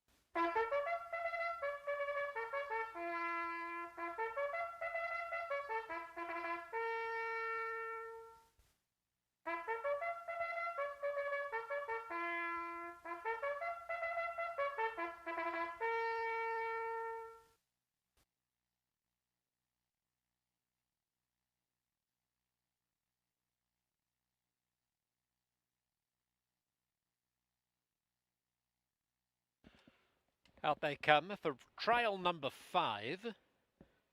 Number 1, College Boy for Ed Allred, is trained by Jimmy Glenn Jr. and piloted by Cesar Ortega. Number 2, AB Elite Blood races for Spencer Tunnel, is trained by Juan Aleman, ridden by Martin Arriaga. 3, Jimena Rey, owned by Francisco Diaz, prepared by Jaime Gomez, accompanied by Jesus Ayala. 4, Romoland, is raced by Manuel Chavez and Jose Santos, trained by Paul Jones. Eduardo Nicasio has the mount. 5, Checkberry Delight, is trained by Felix Gonzalez for Salvador Pimienta. The rider is Henry Lopez.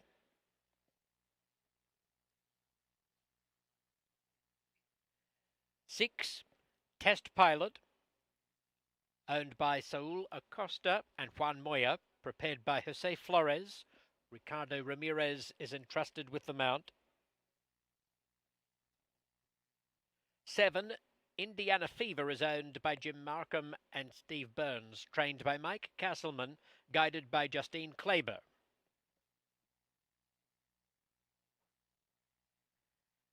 7 minutes to post for the first half of the $1 mid-card double.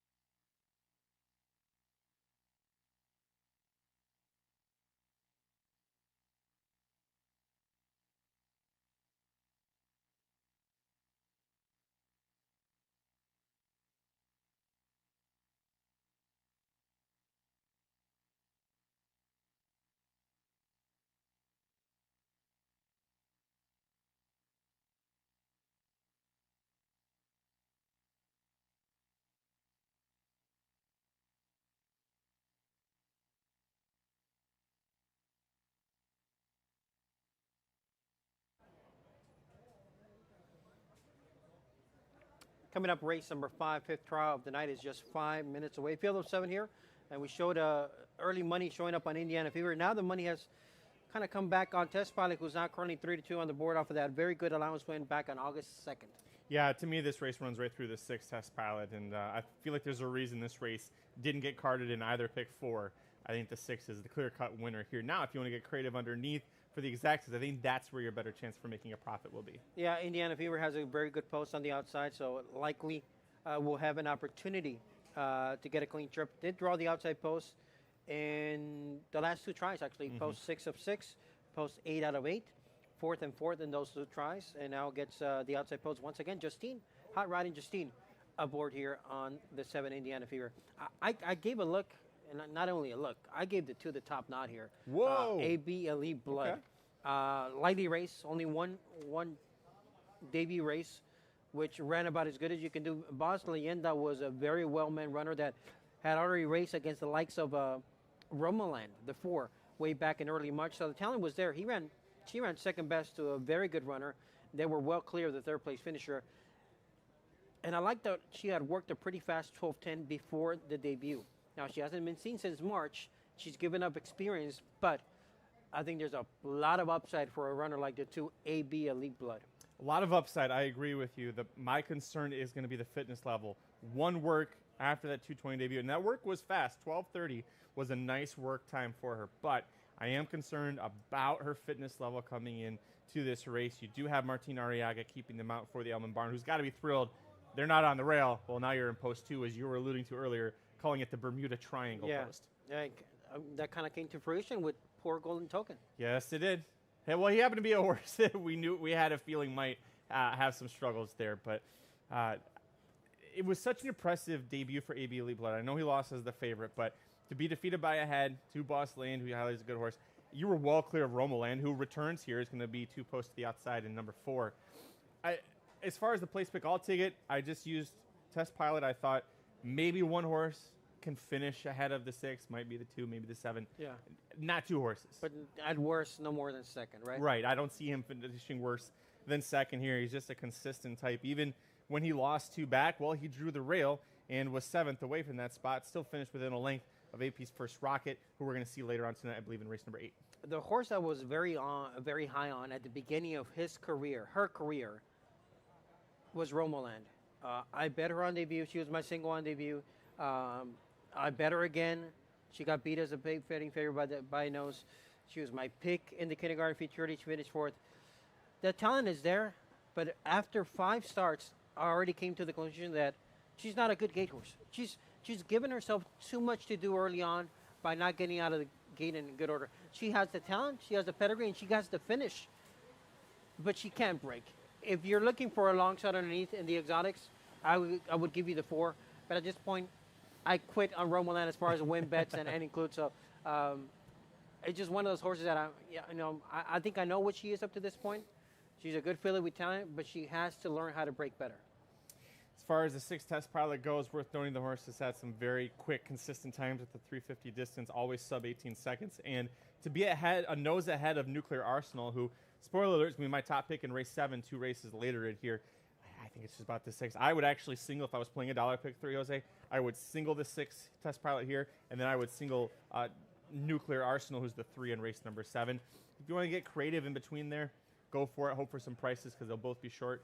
But for me, it all runs through Test Pilot here, like the post, and we'll see what transpires. It's a mid-card double time here. Remember, Los Alamitos, we only have 3 doubles. The early double, the mid-card double, and the late double. This begins the mid-card double. Test Pilot could be the free square single, and then it's a 2-horse race, right? Yes.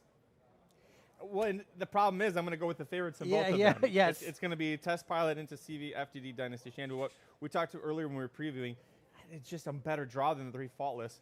If you flip the posts in race 6, Faultless and CV FTD Dynasty Shandu, and Faultless is on the outside, maybe I'm going to single Faultless instead. The horse is by far the best finisher, but is going to need racing luck. What did we just see with Golden Token? Unbelievably fast finisher. But boy, he can be his own worst enemy right there. I'm worried that Faultless is going to have some problems where you've got the 4 High Resolve, who's a bit chaotic in the gate, and then the 2 Talk to Yourself completely swerved out at the start in the last race. If he does that again, she will take out the 3 Faultless as well. By the way, I'm enjoying the drone shot going over our fans in attendance here. Seen plenty of kiddos here on track. I think I saw 1 or 2 dads being so locked into the past performances program, they didn't even realize that the drone was going by. There it is. Hi, how you doing? Lots of kiddos here on track. So many kids, so many people on track. I love it. The trials night. Trials night, but also Los Alamitos Nighttime Racing just has its own devoted audience. Yes. Not just those folks joining us on YouTube, but here on track, it's fantastic to see the energy is high. Hopefully you at home are enjoying it as well. All right. Will this trial be faster than the previous trial? No. I'm in agreement. I would say no. The 6 would have to run a career best. It's not saying that he can't do it, but his fastest time barely beats the race 3 winner Lonely at Night, who right now is the slowest of the 4 winners at 17.82. I'm going to stick with AB Elite Blood. I would not take anything lower than 3-1 on a win bet. I was getting much better price a moment ago. Now it's floating down to 7-2. I would cap it at 3-1. If I get 3-1 or higher, win bet for me on the 2 AB Elite Blood. I ranked it as a 2-6-4 Romoland for 3rd. That one will break sluggishly and then close ground and finish 3rd. I could see it happen. This horse has definitely done that in the past. Even a good second last stop behind Golden Token, who, when he's good, he's damn good. Heading to the gate here for race number 5, 5th division for the PCQHRA Breeders' Futurity. Michael, you had the Swordfish special from Vessels Club yesterday. I've got asada tacos from Shawnee's, and Curtis has the club sandwich special as well. Michael, we'll send it up to you. Excellent, very solid fare available every racing night at Schwannies, no doubt about that. Enjoy, fellas. The gate is filling for this 5th trial and middle race on the 9-event card. Check Berry Delight has gone up into gate 5. Flipping halter for that filly. Check Berry Delight losing the blinkers tonight.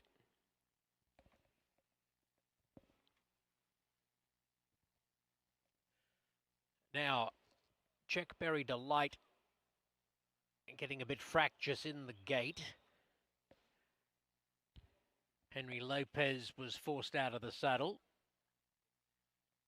College Boy has entered gate 1 and AB Elite Blood moves in next door. Romo Land ready in gate 4. Test Pilot has moved in. Lopez remounting Check Berry Delight in the number 5 post position. Jimena Ray is going to be one of the last in, and we need Indiana Fever to complete the line. 3 to 5, now 4 to 5 for number 6 Test Pilot. 4 to 5. Ready.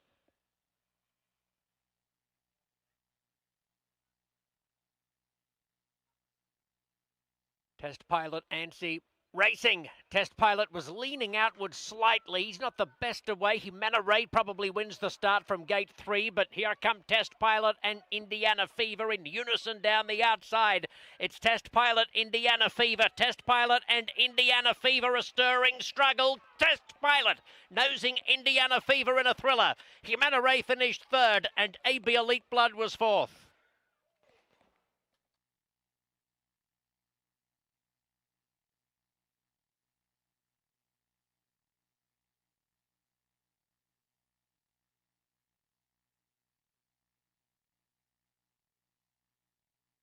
Photo finish.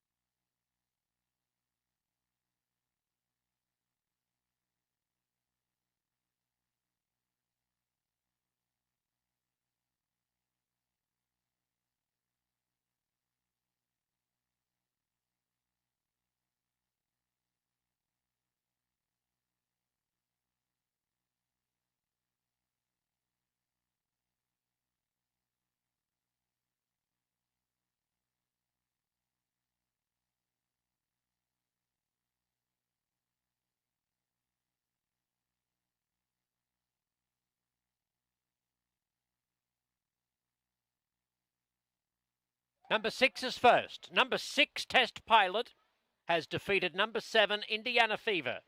Third was 3, Jimena Ray. And fourth, 2, AB Elite Blood. No time showing.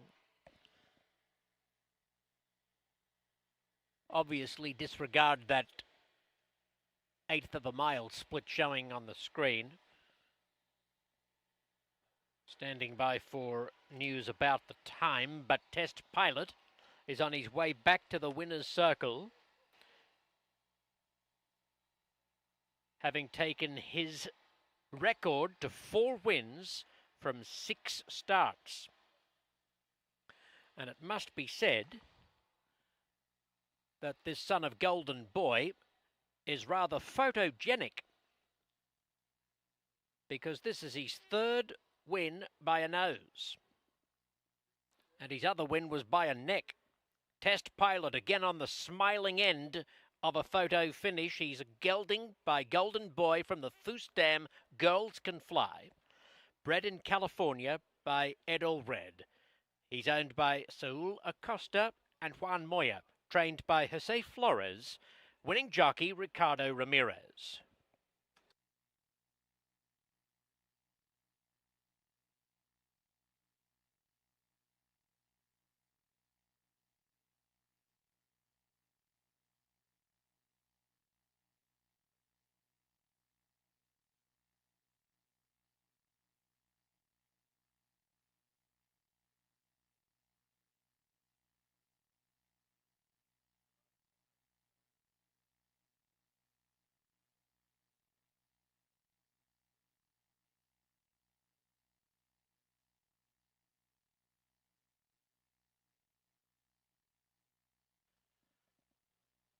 Now, please note, ladies and gentlemen, there was a malfunction of the timer, and there is no time taken on race number 5. No clocking for the 5th race. Stand by for further details pertaining to qualification. In the meantime, the result is official. Placings officially 6, 7, 3, 2. The $1 exacta, $4.10. $1 trifecta, $19.80. 10-cent superfecta, $5.94.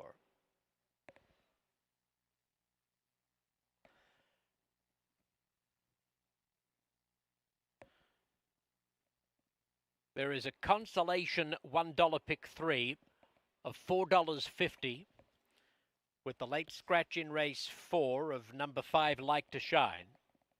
The winning pick 3 combination, numbers 6, 3 and 6, $26.30.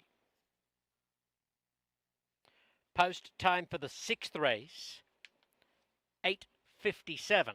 8:57 for the first leg of the $1 late pick 4. No show wagering on this race.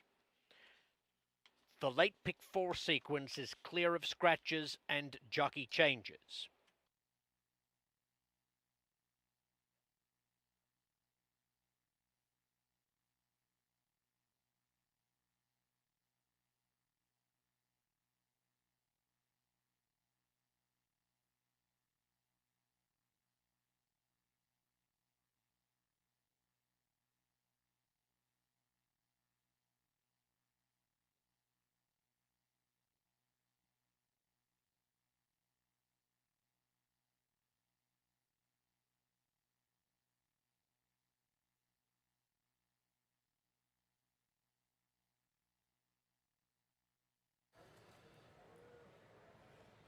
Well, we mentioned what's a trials night without a little drama. Another drama added layer. I make malfunction of the timing. So no time, official time given for race number 5. I assume likely going to be hand time, but that's unfortunate to happen. So we'll give you an update if we get it, but Test Pilot proved best here in race number 5. Yeah, so in and out fans, the kids, their favorite exacta, 6-7, comes across there. Once they broke and kind of started separating the first probably 20 yards or so, everybody ran in place there. Nobody was gaining or losing ground from their positions. But you're right, specifically because trial nights are all about the fastest time. It doesn't matter if you win a race, you finish fourth. The time is what matters, and this is going to be a race that doesn't have the same time as the rest of them. Yeah, here's the replay here. Focus on gate number 6. Test pilot, clean break, fair break. Actually, it looks like the 7 might have won the break. With Justine aboard With again. Justine aboard once again, and then Test pilot got into gear in the Ricardo Ramirez, and then they dueled. It was a 2-horse race the rest of the way. And we saw also with the break, we'll see it again when we get a head on. The 2 stumbled at the break and then veered into the 1. It ran okay, but didn't have that closing kick that we saw from Golden Rocket in race 4. Yeah, take a look at the head on. The 2 breaks inward, veers in sharply. Ooh, the 1 had a very bad bobble. Yes, it was. And luckily, horse and rider are okay there. Not going to prevail as far as payouts go or as far as qualifying. But we'll get the drone shot next, and you can see this. Again, as soon as they start to separate from each other, everybody runs in place there. I thought great ride from Ricardo Ramirez. The 7 you mentioned does break very sharply as well. And he just very gradually was easing the horse out, making sure that the 6 test pilot always knows that the 7 is there. Here you see is actually the 3 breaks well. Yeah. Now the 6 and 7 are going to start to get into gear, and watch the path of the 6 very gradually. Smart riding, doesn't let the 7 ever get the nose in front there once he's got the lead. So you're going to see a 6-7 come across well clear to the 3rd place finisher. Test pilot, a nice winner of race number 5. We'll have to give you an update as far as clocking goes. But congrats here to Juan Moya, Saul Acosta, bred by Dr. Red Allred, Golden Boy out of Girls Can Fly, purchased at the Los Angeles Inquine Sale for $31,000, Jose Flores and Ricardo Ramirez. Coming up, 12 minutes of post times to race number 6, the start of the late pick 4. We'll come back and talk about that sequence shortly after this break.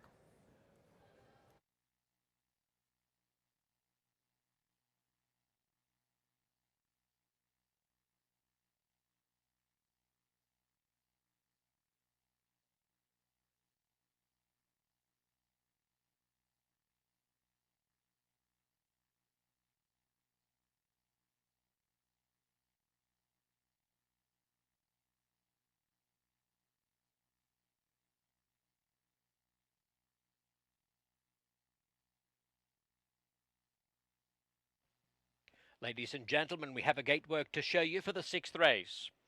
Number 3, Faultless, posted a solo drill on July 25, overcoming a slightly awkward start where he appeared to brush the gate.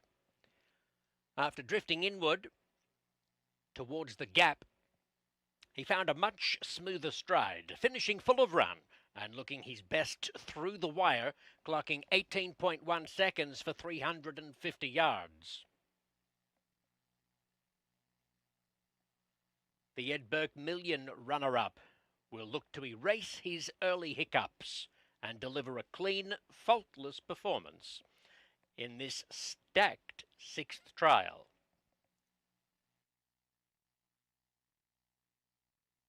Welcome back to Los Alamitos. So race number 6. Back to race number 5. Well, winning well was our test pilot, was our best bet on the pick 6 and got the job done. Race number 6, kicking off tonight's late pick 4. We'll go through our selections here in the pick 4. We're going to 2 deep here in tonight's 6th event. Kick off that late pick 4. Faultless. This is a horse that was very impressive when running a very good second there, beating the nose there by the CVFD Shannon in their like event coming on the grade 1 affair. This horse did have a good amount of trouble in that event. This horse has come back to work very impressively and has a big look. Here's our top choice. Before I mentioned CVFD Dynasty is unbeaten in 3 lifetime starts, improving each subsequent start, and has had a combined total trouble of 8 compared to the 3-horse who's had much trouble in all those lifetime starts. But on the numbers, 2-horse rates, Faultless and CV Dynasty shaky. Second leg of tonight's late pick 4. We're going to go in this event. We're going to go a little bit deeper.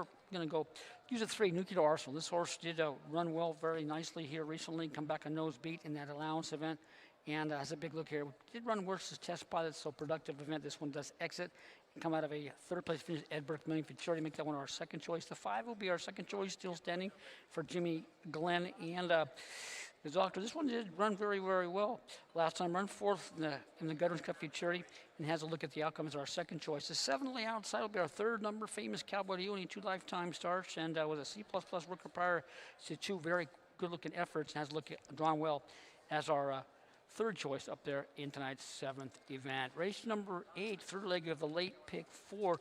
Tough event on the numbers. We're going to go a little bit deeper in there. We're going to go actually the 2 deep in there. We're going to actually 4 deep in that event. This horse, we're going to go with the 7's our top choice. AP First to Rocket did run well last time. Ran well, galloped out very strong, and has a good look at the outcome. Is our top choice. The 3 by nose is a sad play. This horse did break the maiden originally for a $12,500 claiming tag, but earned a very good figure and closed out that pick 4 at $13 for us in that particular night. But the horse did run well and has a look at the outcome to blow up the top board and be a factor on our charts as our third choice. 8 will be our third number, Jack K. This one broke a little slow, head cocked sideways and ski last time. He was under a hold late, nearing the wire. Better than shown coming out of that pretty good affair. Then the 1 Weird Line will be our 4th number in tonight's 8th event here in tonight's third leg of the late pick 4. Closing out the evening in the Go, Oh Man, Go. Kind of hard not to look to Lethal Cowboy 1, 2, 3 is our top choice from our Youngers in Company. Won well. Then the Vessel's Maturity as our top choice. And the 6 will be our second number in the late pick 4, Askable 1, 2, 3. So suggested a nice little play. So good luck with your selections in tonight's late pick 4.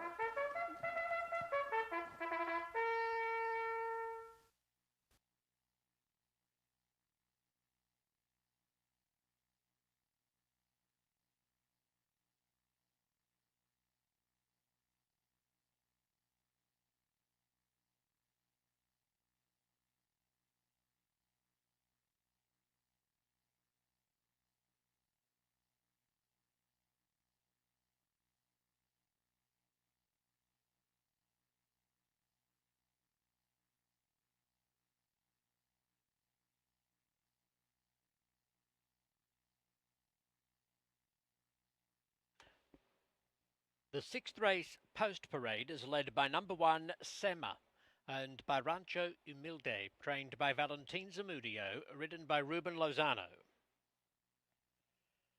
Number 2, Talk to Yourself, is one of a pair trained by Juan Aleman. This filly is owned by Tommy Neal, Todd Neff, and Cody and Dylan Burns. The rider is Jesse Gonzalez. Number 3 is Faultless, raced by Ed Allred, trained by Scott Willoughby, ridden by Gabriel Lara. Number 4, High Resolve, is the second Alaman trainee. Martin Arriaga rides this grey gelding, owned by Gamaliel Garza Garcia. 5, The Red Boy, represents E.G. High Desert Farms. Jesus Nunez trains, Damian Cruz rides. 6, Celtic Cowboy, owned by Escorta K LLC, with Robin Gordon and Lane Sprouse. Jose Flores is the trainer. Irving Lara has the riding assignment.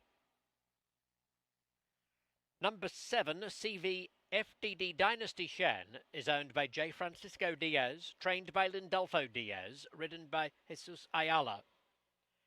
And 8, Smilin' Through the Tears, is trained by Sergio Morfin for Carol Cooper and David Carley. Justine Kleber has been enlisted to ride.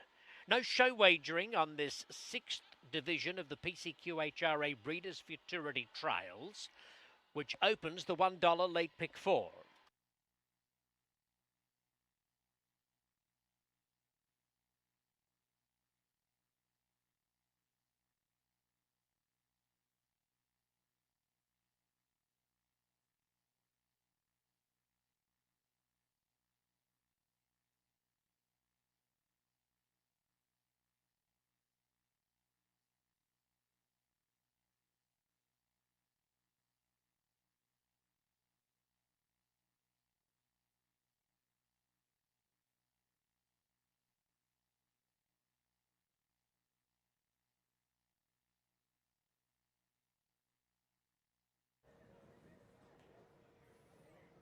Welcome back here to the desk at Los Alamitos. Jose and Curtis here with you as we get ready for the latter half of the card. Late pick 4 time here, race number 6.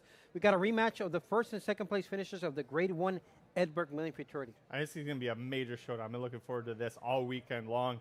And you've got post position playing such a key factor. We've seen that in some races already tonight, Jose.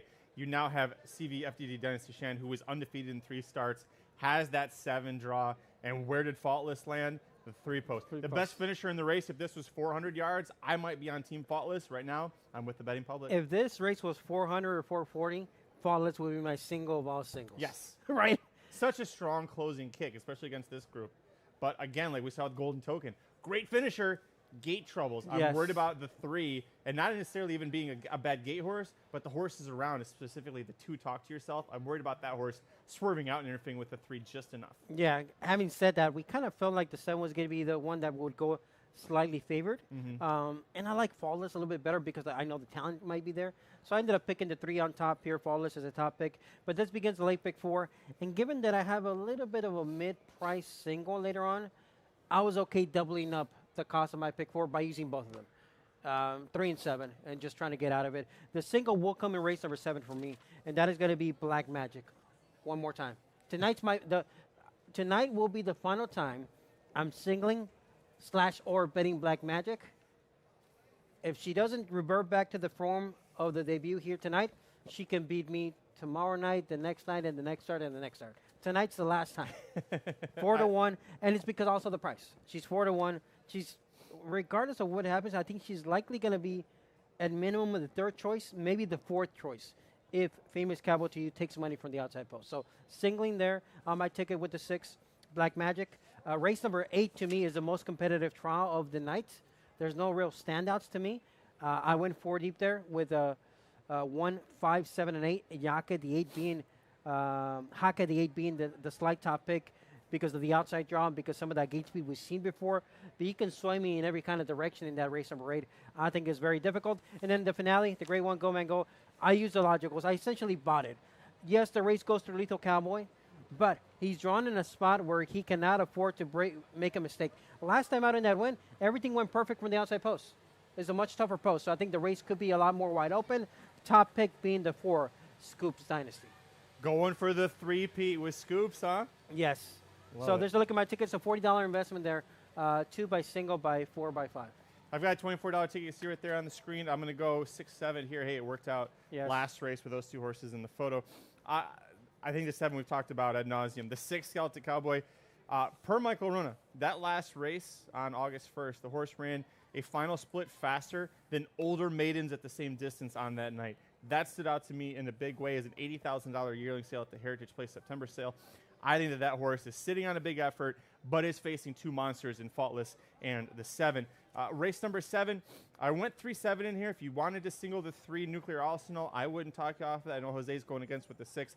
I also thought the 7, Famous Cowboy to You, was worth a look in there. Had a big work on August 1st there. And you see on debut, 2nd beaten a half length by the 7 in this race, race 6, your 8-5 favorite. Race 8, if you singled up in one of these earlier legs, maybe buy race 8. Just hit the all button in there. Not that there's anybody I think is a world beater. We might see no one from that race qualify based on times. Yeah. It is wide open and not in a, they're all great. They all kind of look the same to me race. Race 9, I'm going to go with Lethal Cowboy 1, 2, 3, and likely the 2nd choice, Astronomical 1, 2, 3. I think that horse, the Independence Day Handicap race, was phenomenal. 2nd off the layoff, 2nd start as a 4-year-old. He could be sitting on a huge effort. Yeah, he could, based on what he did last time out. He might be trending now in an even better path of his career as far as getting better. Everything went right last time out from the outside post, but he looked sharp. And he had shown that he had that kind of talent. It was all about putting it all together. So that's our tickets there for the late pick 4. Thank you to Chris Wade. He went through his pick 4 ticket as well. He didn't have any singles. He went for a little bit of coverage each and every step of the way. He went 3-7 here, 3-5-7, 7, 3, 8, and 1. Top pick being the 7 in that tricky race number 8. And then in the finale, he doubled up. Actually, he has the same exact pick 6 you, 3 and 6. Yeah, listen, we're buying that race. Those are the 2 clear, I think, top 2 betting choices in there. If you wanted to throw in Scoops Dynasty, I was afraid looking at his form that maybe he's getting a little long in the tooth. Maybe he doesn't have quite the same zip on his fastball. But you're showing the faith. You're keeping the faith, rather. And he could be the first horse to ever win the Go Man Go handicap 3 times. Yep. They're making turn towards the gate here for the late pick 4 at Los Alamitos. And we'll keep watching here to see if we can get some clockings back and rolling here the rest of the card, being that it is trials night. Very important. Pick 4 pool. About to cross the $80,000 mark. Looking at how the pick six began, it began with a little bit, we'll call it a mild upset, right? That was aging your favorite. After all the commotion that happened at the start, the horses breaking, the bad trips for Golden Token, aged your favorite. I think even though on the win price, it wasn't that much of a price. Pick six, it was significant, I think. Yes, absolutely, and that's going to play big, especially with that $2 minimum for the pick six here at Los Alamitos. It does really force you to be a lot more judicious with how you spend your money. Yep, and Lake Pick 4 town, Pick 4 pool, 81,000, approaching that six-figure mark. Looking at the grade one go man go, since we're ending the card and the program with that event, I think that if the posts were specifically reversed with Astronomical and Lethal Cowboy to me would be a standout. I'm with you. Right? But I think the post of Lethal is a downgrade. And I think that opens up the race a little bit more than it might look just on figures.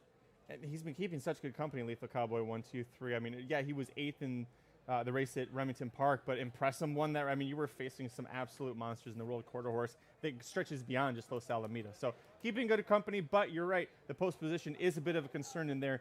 And we'll see if Astronomical 1, 2, 3 for my money can post a mild upset. And the horse I didn't want to give up on, given that the price was going to be very attractive, was defending champ. He draws the rail, but he got into that stretch in the summer of 2025 and into the fall where he was breaking so well that he was finding his form. He's always been a good finisher, but the break was not always there. He got into a very good streak of breaking relatively well, and then in the last 5-6 starts, he forgot how to break again. If he can break, his numbers fit, but the key is the break. And there was a point made by, I believe it was Chris Wade on the preview show that you can find all the Los Alamitos previews on the YouTube channel as well. Why was this horse supplemented? If you look at his running lines, you go, why is he even in this race? They supplemented him. They paid extra to put defending champ in the race. Yes, the rail draw isn't ideal for him, but why keep doing that unless you believe that the horse has something left? And, of course, Doc Allred is his owner. He's not exactly a dumb guy, that Doc Allred. I used them in the pick four. The price was going to be attractive. They're at the gate. It is late pick four time. Let's go out to Mike Corona for the load and the call. Thanks very much, fellas.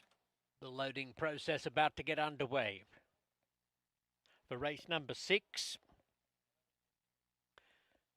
featuring the exacta finishers in the Ed Burke Memorial Futurity. And they are naturally the top 2 in wagering for this race. Celtic Cowboy has come up to post position 6. Flipping halter for Celtic Cowboy. So he goes in first, joined by the rail runner Sema. The late pick 4 pool jumping above $110,000 as Talk to Yourself comes up to post position 2.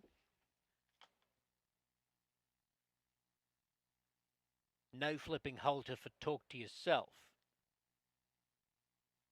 Tried it one time last start, but that was the end of the experiment. Faultless has moved in.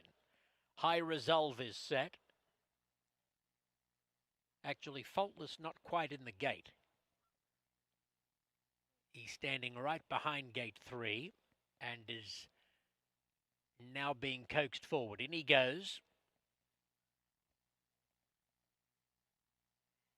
The Red Boy finding post position 5.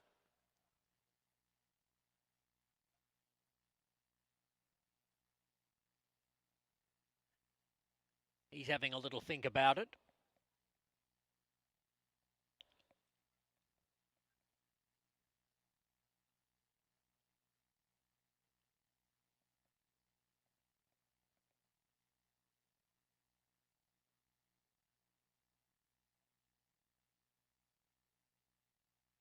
Now the Red Boy moves in.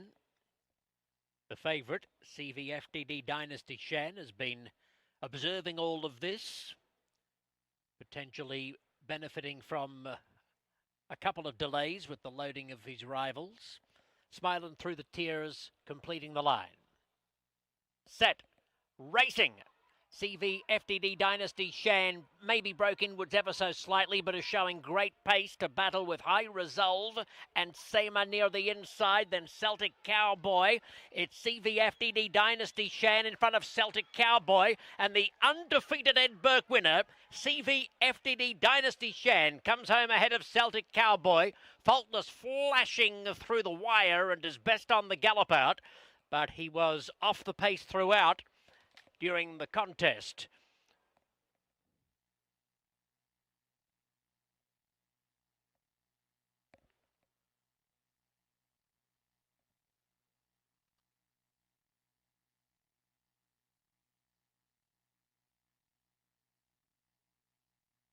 Seven first, CV FDD Dynasty Shan. 6 second, Celtic Cowboy. 3 is third, Faultless, who ended up inside of the number 2 horse, Talk to Yourself. A flashing finish from Faultless yet again. And Talk to Yourself number 2 will be the Superfecta horse, 7-6-3-2 unofficially.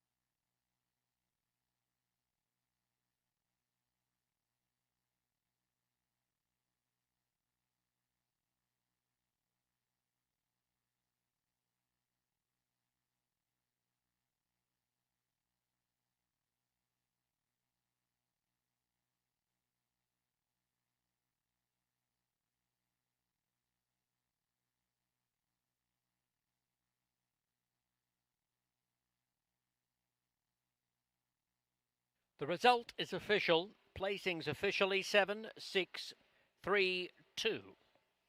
The $1 exacta, $7.70. The $1 trifecta, $13.20. 10-cent superfecta, $30.01. The $1 mid-card double pays $3, and the $1 pick 3, $35.70. The time on the race, 17.680. 17.680. Closing split, 9.54. 4 starts for 4 wins. CV FDD Dynasty Shan finding the winner's circle yet again. A sorrel gelding by FDD Dynasty from the Mr. Jess Perry mare, Shangri-La La La, owned by J. Francisco Diaz, trained by Lindolfo Diaz and ridden by Jesus Ayala.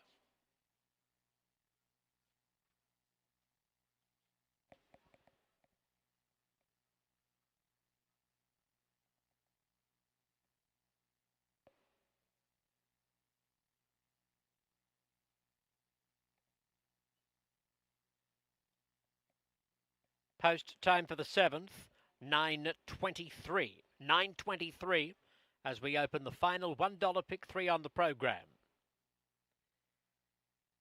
No changes to the field.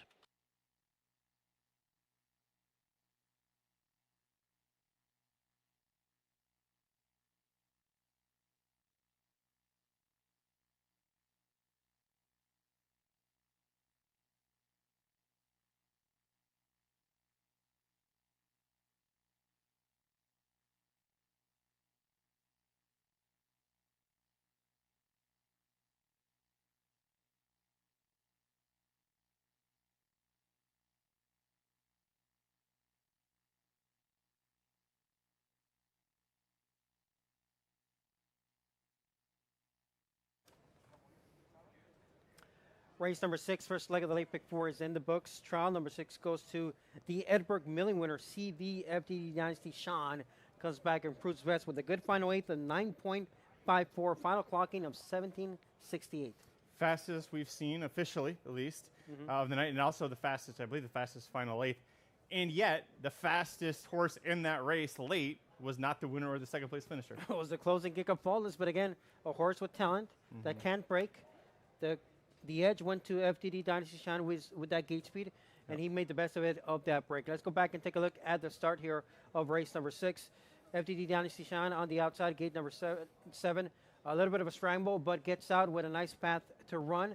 Accelerates nicely under the urging of Jesus Ayala, and proves best with the rapid final eighth of 9.54. Yeah, strong closing kick, and it really doesn't see too many rivals. He's always had the measure of the 6th, Celtic Cowboy, who's going to get second here clearly with Irving Lara aboard. Listen, I think Jesus Ayala, this is the first time he's ridden the 7, at least at nighttime. And right there, we actually saw him the head on. He banged the side of the gate a little bit on his left side, and it veered him out to the right at the break. So even a fast race. And at this point, you're watching Faultless.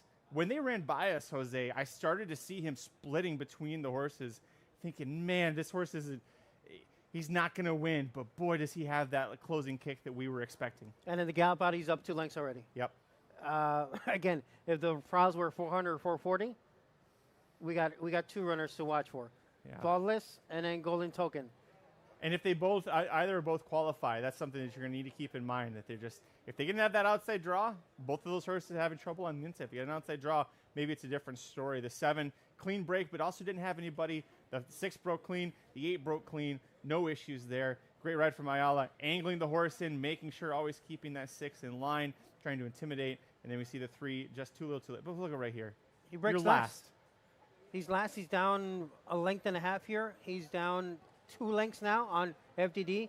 So given the final eighth of 9.54, he's likely going in the low 940s final eighths. Rapid. Just like Golden Token. So fast late, but too little too late. Yep. Congrats to the connections here, J. Francisco Diaz, FDD Dynasty Sean. Now remains undefeated, a perfect 4 for 4, and sets the new current final clocking up to this point, 17.68. Jesus Ayala of Fort Lindolfo Diaz. Coming up, race number 7, 12 minutes away, the final pick 3 opportunity of the night.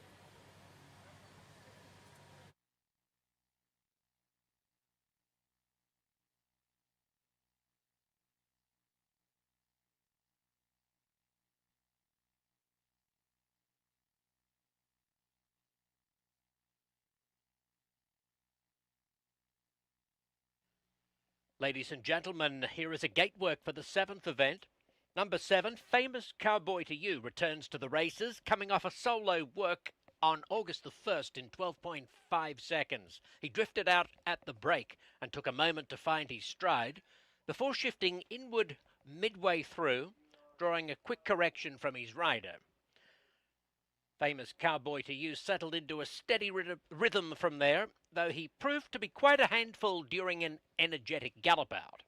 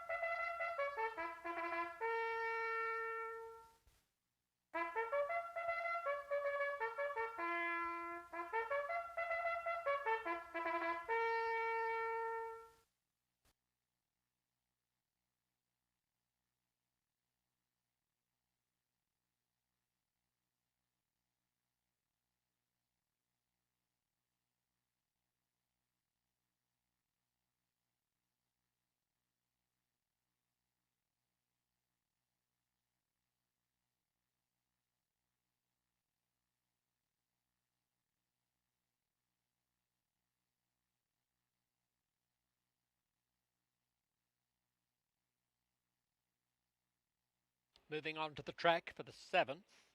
Number 1, Scary Sherry, is owned by Teresa and Edward D. Nike, trained by Scott Willoughby, ridden by Gabriel Lara. Number 2, Cyber Charm, is owned by Eddie Sanchez, prepared by Juan Aleman, guided by Jesse Gonzalez. 3, Nuclear Arsenal, races for Dale Winterton. Paul Jones applies the polish, Eduardo Nicasio does the steering. Number 4, Rocket Felix, is owned by E.G. High Desert Farms, trained by Jesus Nunez. The rider is Jesus Ayala. Number 5, Still Standing, represents Ed Allred. Jimmy Glenn Jr. is the trainer. Oscar Peinado has the mount.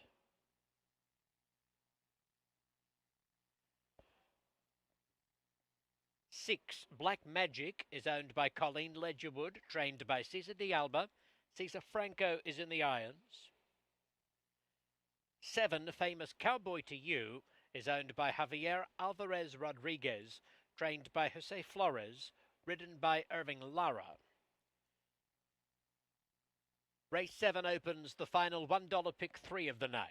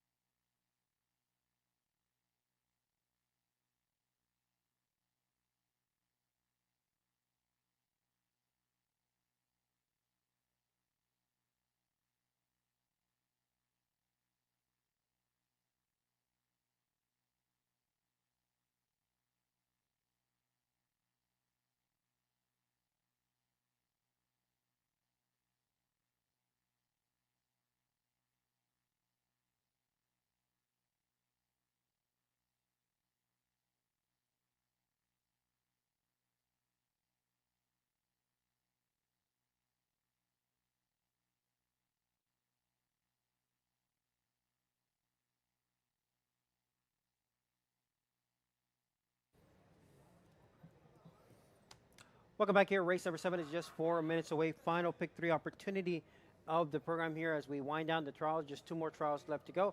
Then we got the Grade 1 Go Man Go coming up in race number 9. Right now, money showing up on Nuclear Arsenal, who's 2 for 5 lifetime with a second and a third.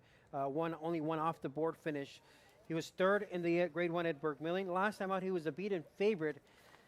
And the dilemma for him has been that he needs to get into gear a little bit earlier. Yeah, he had 3 straight races with a little bit of trouble. Did win one of those. Came close behind the horse we just saw win race number 6. And actually, last time out, second beaten to nose by the horse we saw win race number 5. So he's at least been keeping good company. You're seeing a lot of good stuff from the Texas-bred son of Inspire. The post is a little concerning here, right, because of what we've seen so far transpire tonight. That's why I thought maybe you could include a couple of horses. Nuclear Arsenal, top play for me, but you're actually going against both who I like in second and the current betting choice. Yeah, I have the 5 still standing as my second choice, but I talked about how Black Magic was so visually impressive on debut, and then likely should have won on trials night. Look who beat her, CDV FTD 19 Shine, who eventually won the finale. So Black Magic missed, I think she was the 11th or 12th fastest qualifier and missed qualifying by an absolute whisker of a time, and she was unfortunate to not make the final. So she came back with the blinkers on, and she didn't fire in the Gold Rush at all. Flat effort. If there's a night where she has to bounce back, it has to be tonight to figure out if her early promise was true or not. And she's got some things going for her, right? The fact that the blinkers come back off, which is a rare move for quarter horses, right? She raced well without them. They put it on to see if they could focus her. Came back off.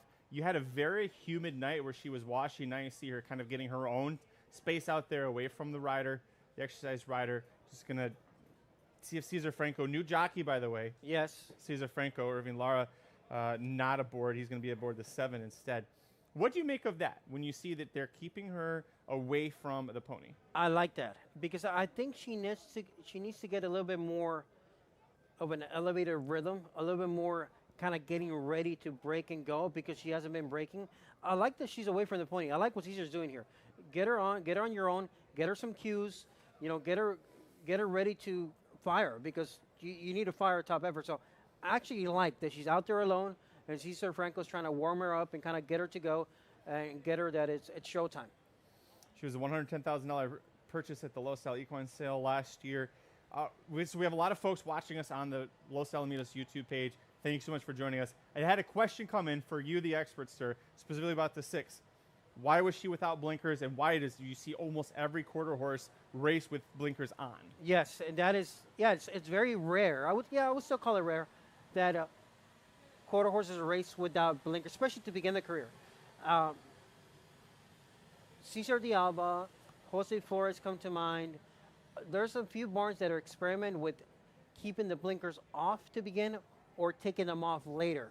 I don't have a clear answer of why this one began without the blinkers, but obviously they saw fit enough that she was doing well without the blinkers. I assume in the morning works that they kept them off, and she fired.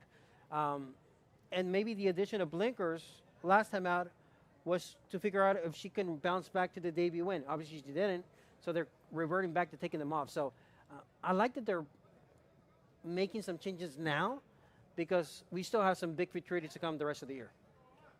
Kind of get everybody dialed in before, kind of like if you're thinking thoroughbred world, right? Get everything dialed in on the Derby Trail. Correct. Golden Tempo adding blinkers in Louisiana Derby, and then Fire in the Kentucky Derby. Correct. Yeah, we still have the Golden State Million Futurity, the Los Angeles 2 Million Futurity, and based on the icons here in the Nine program, she's nominated to those trials, right? So, yes, this is an important futurity, the Breeders' Futurity. We got $1 million futurities coming up. So you want to make sure that whatever tinkering you want to do with, equipment-wise, do it now to see what the result is. I'm curious to see how the New Mexico bred, the 7, Famous Cowboy to You, does. First start since May 31st. On debut, second and a half length behind CV FDD Dynasty Shan. That was that horse's debut. He's been undefeated now in 4 starts. From there, came back, had a nose victory in a futurity trial, was not fast enough to qualify, was actually a couple of tenths off of even what the 6 did the same night, but has had time to develop.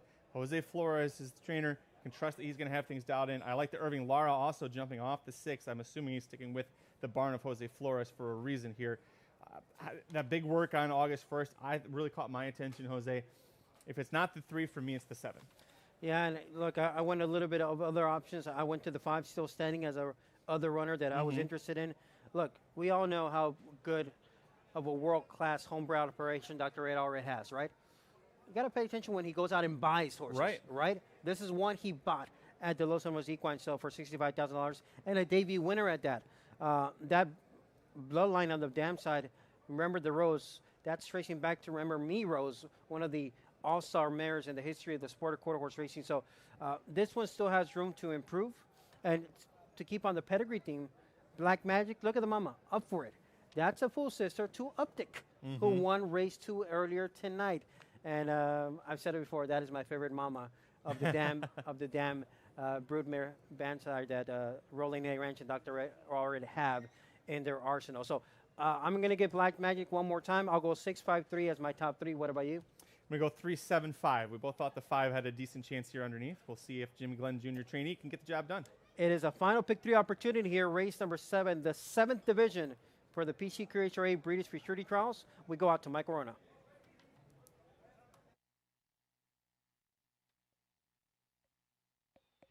Thank you, chaps. Field loading. They are moving into line. Rocket Felix and Scary Sherry, followed forward by Still Standing and Cyber Charm.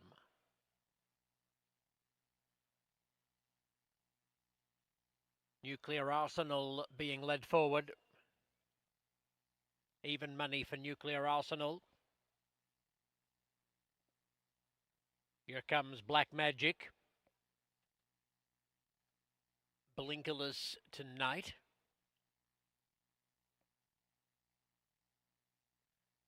Famous Cowboy to You completing the line. 6-5 now for Nuclear Arsenal number 3. All in, set. Racing!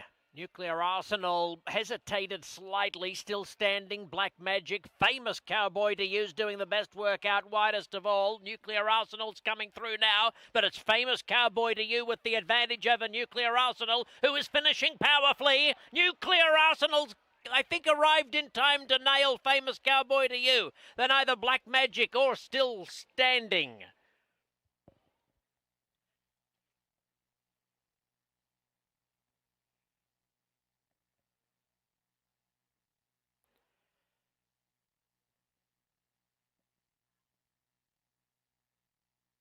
It's a photo finish. Photo after race number 7.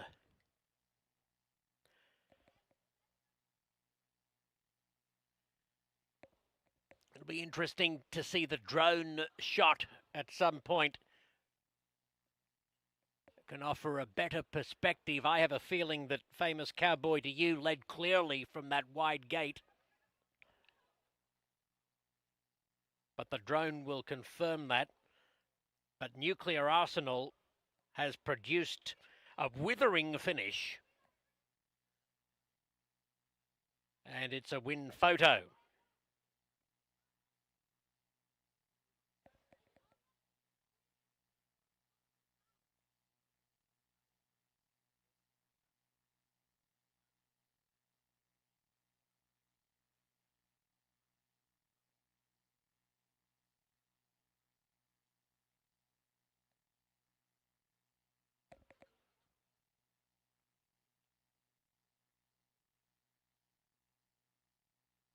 3 first, number 3, Nuclear Arsenal, up to beat number 7, Famous Cowboy to You. Third, 6, Black Magic. Fourth, number 5, Still Standing.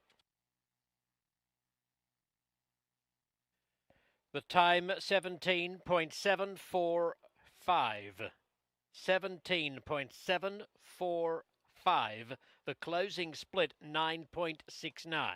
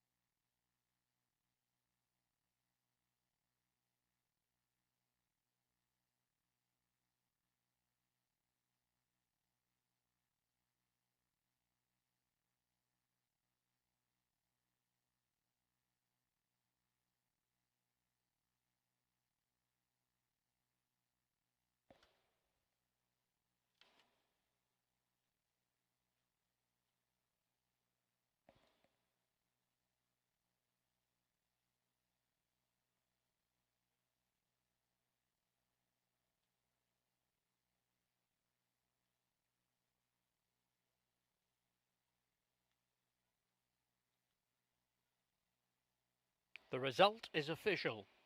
Placings officially 3765.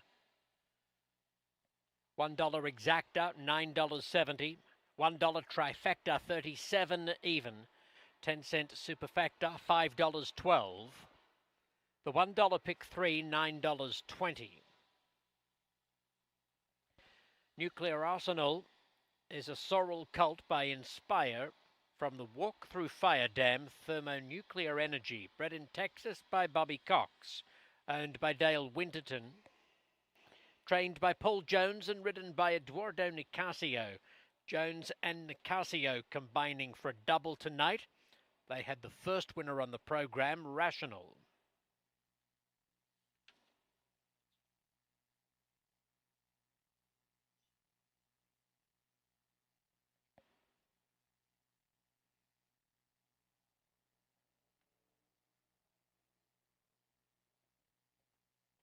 Post time for race 8, 9:47. 9:47 for the first half of the $1 late double. There are no changes to the field. And Jose and Curtis, that allowance race back at the beginning of August always looked like it would produce a very strong form line going forward. The race won by Test Pilot by a nose to Nuclear Arsenal. They've both come out to win their respective trials tonight, and even the horse who was a well-beaten third in that allowance 3 weeks ago, RR Got a Run, ended up finishing second in his trial.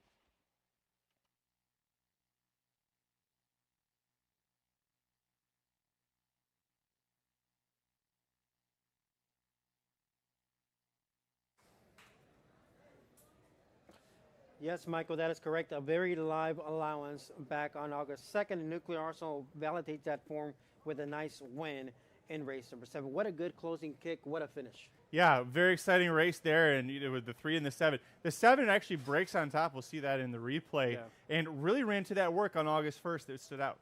Yep, and that outside draw was a very good spot to be with a clean break. Let's go back and take a look at the start of race number 7, how it played out. Based on the angle and the low angle, I looked at you and I said, it looked like the 7 was maybe up 3/4 of a length.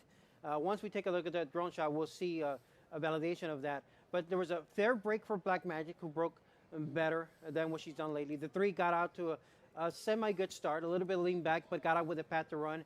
And right here is the late kick, that acceleration, that thermonuclear energy downside late kick on for Nuclear Arsenal.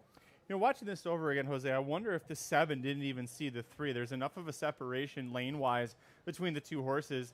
The 3's not the best out of the gate in this instance. The 7, sharp, true Irving Lara put him right on the front end here. And you see how far he is even away from the 6. The 7 knows he's got the 6 beat. He's got no clue about the 3 in there. Maybe the result is a little tighter on the wire, but the 3 with that late kick proves best. Yeah, proves best. Nice win here. Nuclear Arsenal. Texas bred by Inspire out of thermonuclear energy. The mama was a menace here down this racetrack many years ago, and she got better with distance, age, and the final 8. So there's a look at the side break. Was up a length. More than a length, yeah. Length and a quarter. At least. And then you see the 3 slowly digging in, angling out a little bit just to be aware that the 7 is there. 7 slows up a little bit, and the 3 gets the job done. I've got to ask you, are you finally calling it quits on the 6 Black Magic? Because she ran well, just not good enough to get the job done. I'm calling it quits because she ran well enough that she won't be a good price next time out. So I'm okay. At this point, I'm okay. If she wins without me, I'm fine the rest of the way. But good to see her put up a better effort. But as far as betting, I'm okay. I'll pass. That's fair. But congrats to the Connections, Nuclear Arsenal here, the winner of race number 7. Coming up, 13 minutes to post time. There's 2 races left. You know what time it is? Late daily double time. We'll come back and talk about that race in 13 minutes to post time.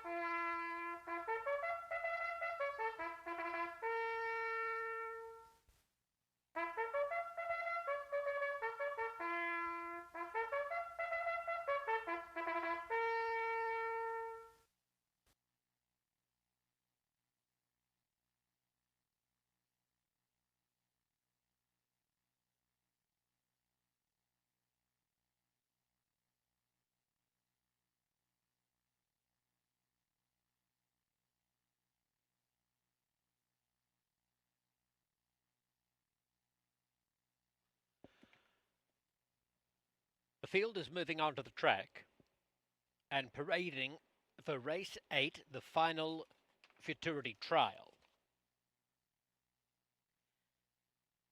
Number 1, Red Line, is owned by the Sergio Morfin Racing Stable, trained by Morfin, ridden by Jesus Ayala. Number 2, Just Like Beth, is owned by Gamaliel Garza Garcia, trained by Juan Aleman. Martin Arriaga is the rider. 3, By a Nose, is owned by the Schwanevelt sisters and Elvis Alvarez. Roman Figueroa is the trainer. Edwin Escobedo is the rider. Number 4, Valiant Resolve, races for Kavanaugh Quarter Horses, is trained by Eddie Willis and ridden by Justine Kleber. Number 5, Martha Starr, is owned by the R.R. Rassner Revocable Trust. Paul Jones is the trainer. Ricardo Ramirez the rider. Number 6, Sister Ray, is trained by Scott Willoughby for Ed Allred with Gabriel Lara in the irons. 7, AP First to Rocket, is owned by Rancho Humilde, trained by Valentin Zamudio. Ruben Lozano has the mount. And number 8, Hake, is owned by Rojas Racing, conditioned by Jose Flores. The rider is Irving Lara. 7 minutes to post for the first half of the $1 late double.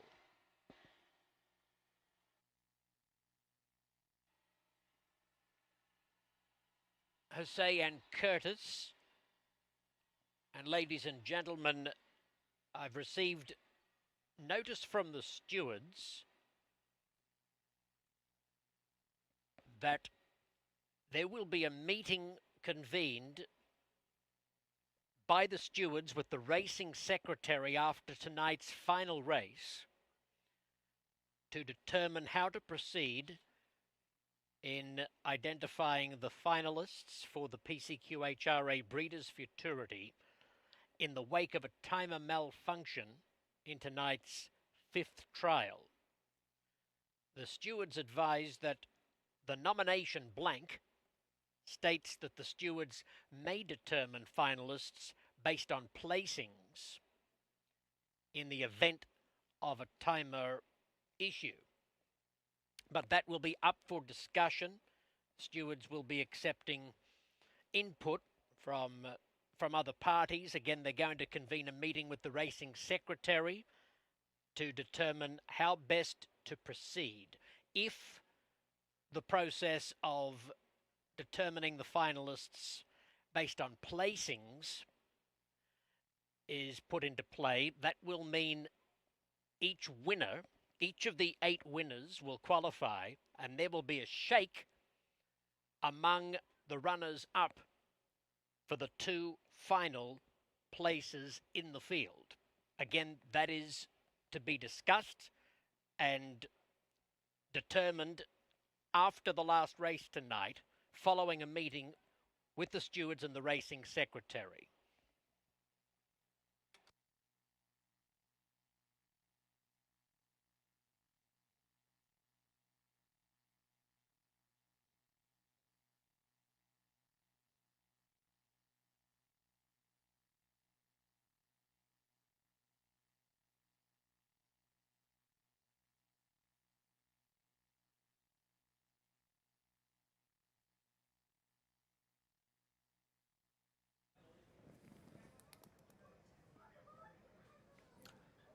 Welcome back here to the desk at Los Alamitos.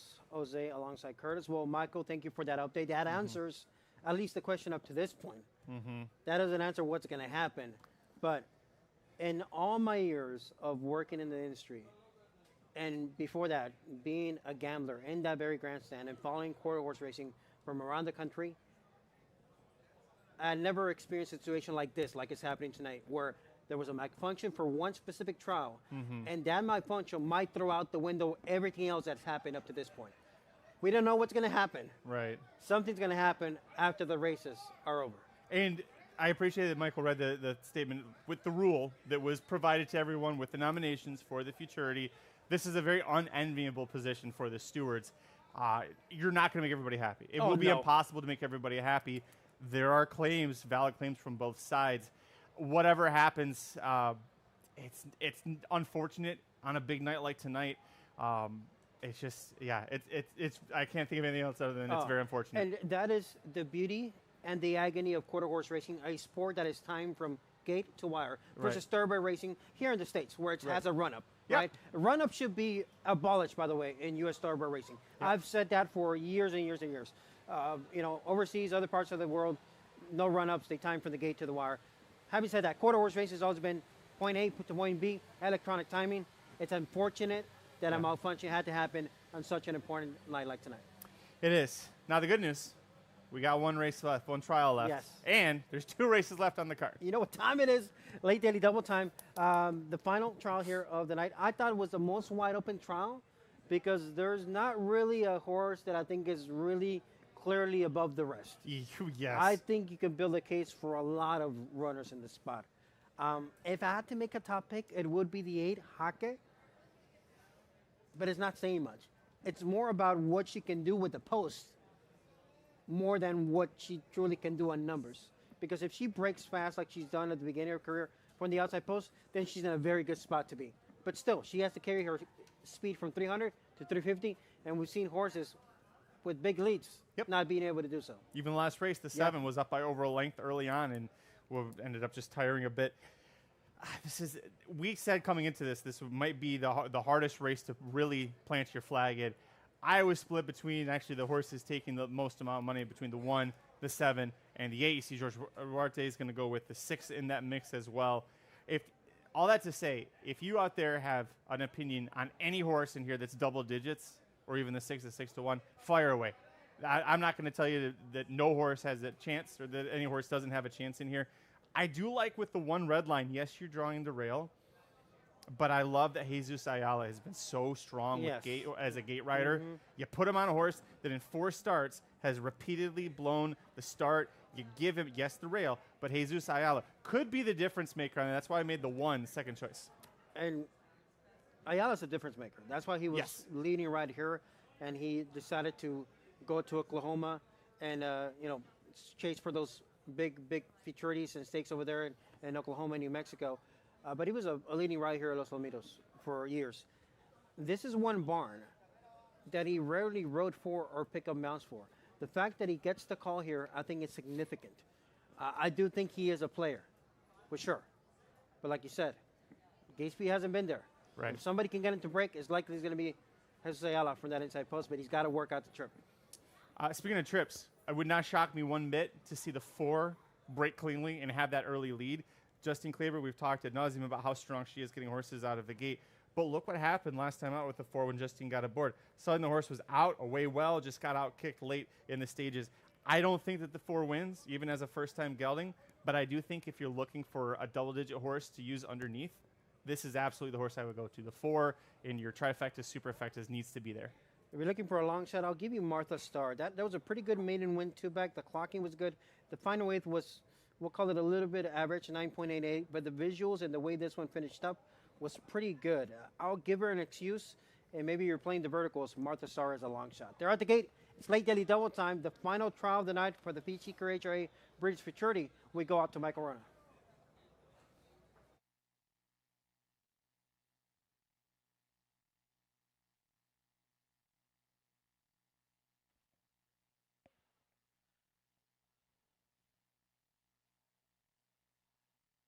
So they enter the gate for the final trial. Red Line, Just Like Beth, and Valiant Resolve are in there.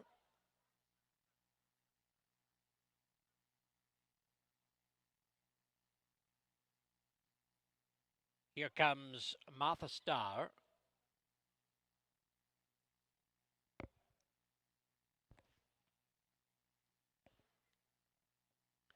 By a Nose and Sister Ray.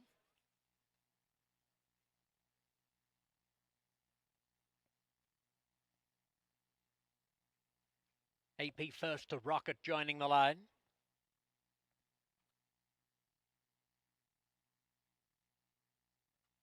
Hake to the outside alley, and they appear to be ready. Racing. Valiant Resolve broke outwards, but is showing great speed from Sister Ray. Hake is very wide. By a Nose and Red Line towards the inside. Sister Ray late on the scene. It's Valiant Resolve. Sister Ray charging with AP First to Rocket. Sister Ray or AP First to Rocket. They hit the line together in a head bobber with Valiant Resolve third.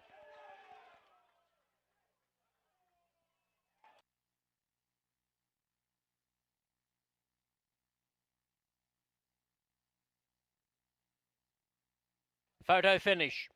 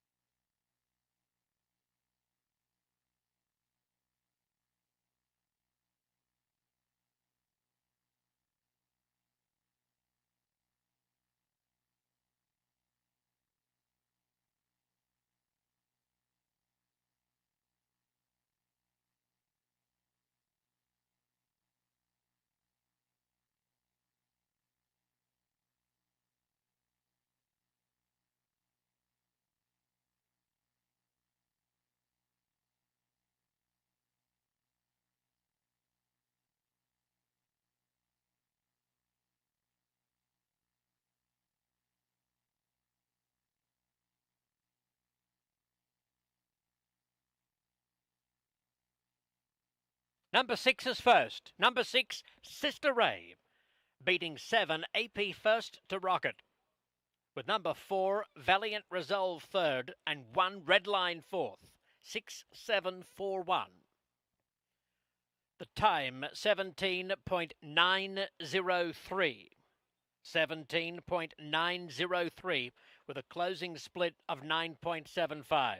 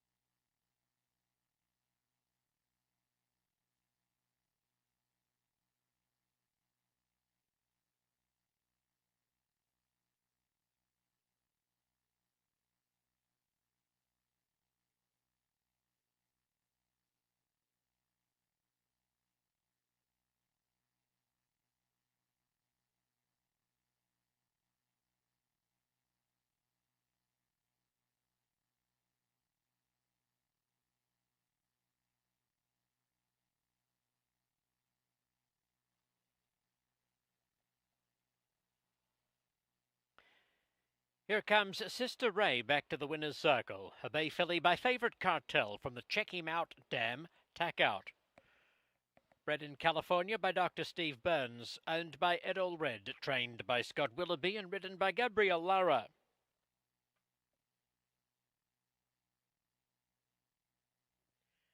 This owner-trainer-jockey combination has defending champ in the upcoming Go Man Go Stakes.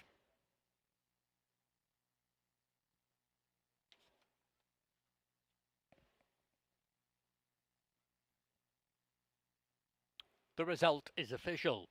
Placings officially 6-7-4-1.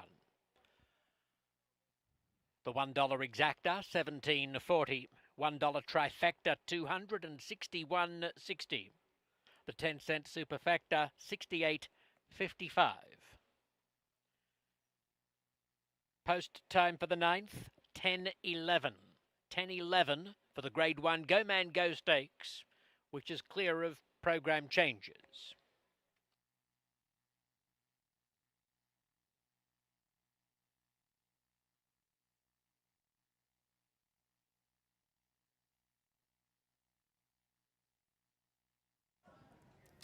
Final trials in the books, and it goes to Sister Ray at a price of 5-1 for Scott Willoughby, Dr. Red Otter, and Gabriel Lara, getting an absolute best of the head bob over AP First to Rocket. A good duel to the wire. Yeah, great duel to the wire indeed. But again, that was a race that we thought was wide open on paper, and it unfolded in a very clean racing fashion. But the slowest trial of the night by far, not only just the final time, but also that final eighth was a little pedestrian.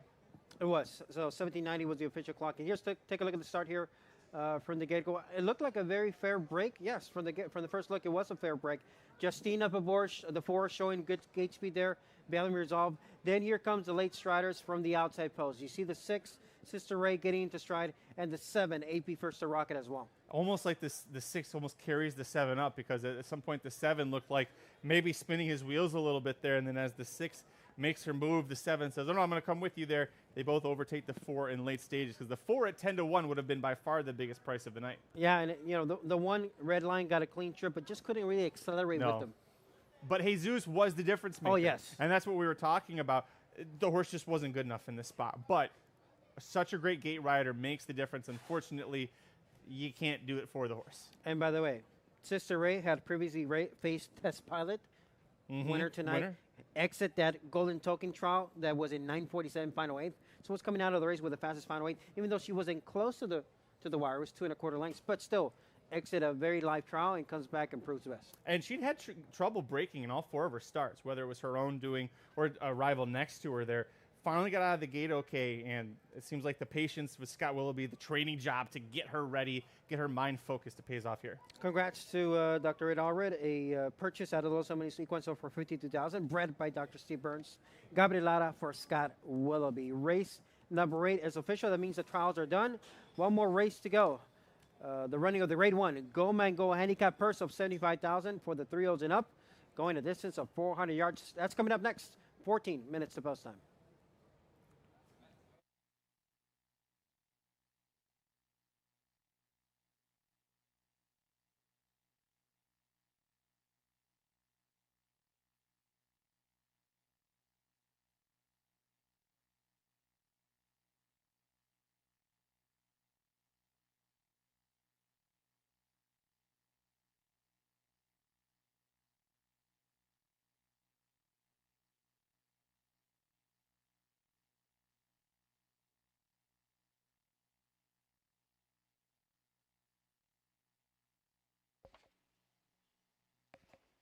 Ladies and gentlemen, we have one gatework to show you for the 9th race. Number 7, Mask Mandate, capped off his work tab with this 350-yard solo effort on August 5. After a slight bobble at the break, Mask Mandate quickly found his gears before powering strongly through the wire in 17.8. and galloping out with plenty of speed to spare.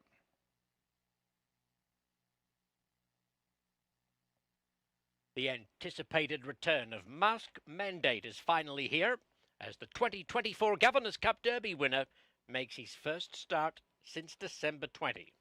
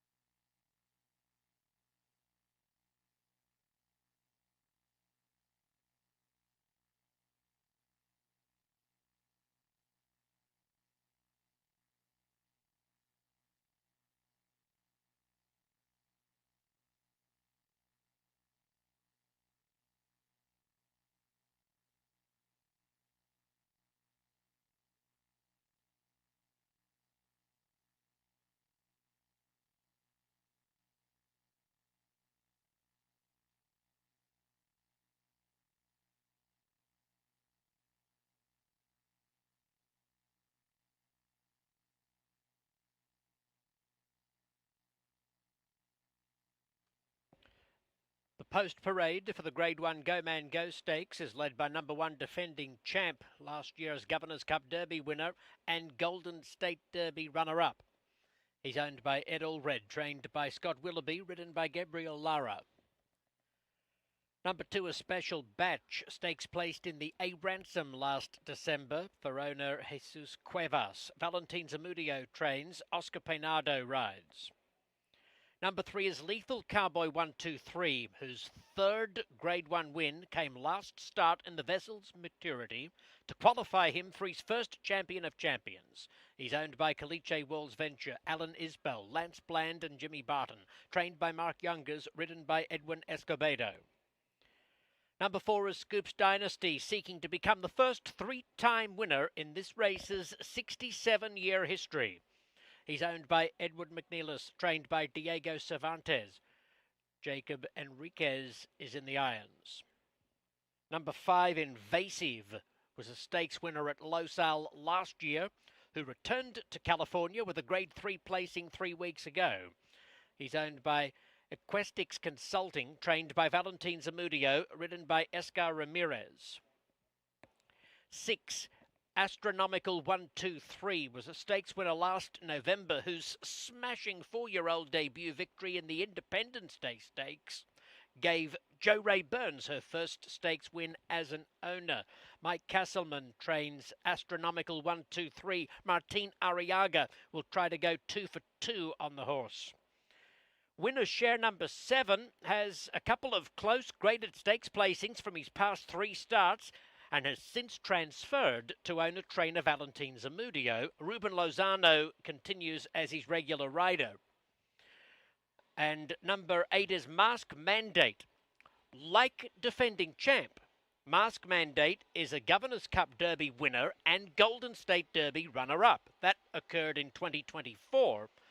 And Mask Mandate will be making his first start since turning 5 in tonight's renewal of the Go Man Go Stakes. He's owned by Blanchard, Buhanda, Flores and Montemayor, trained by Jose Flores and ridden by Irving Lara. 400 yards for the Grade 1 Go Man Go for 3-year-olds and up.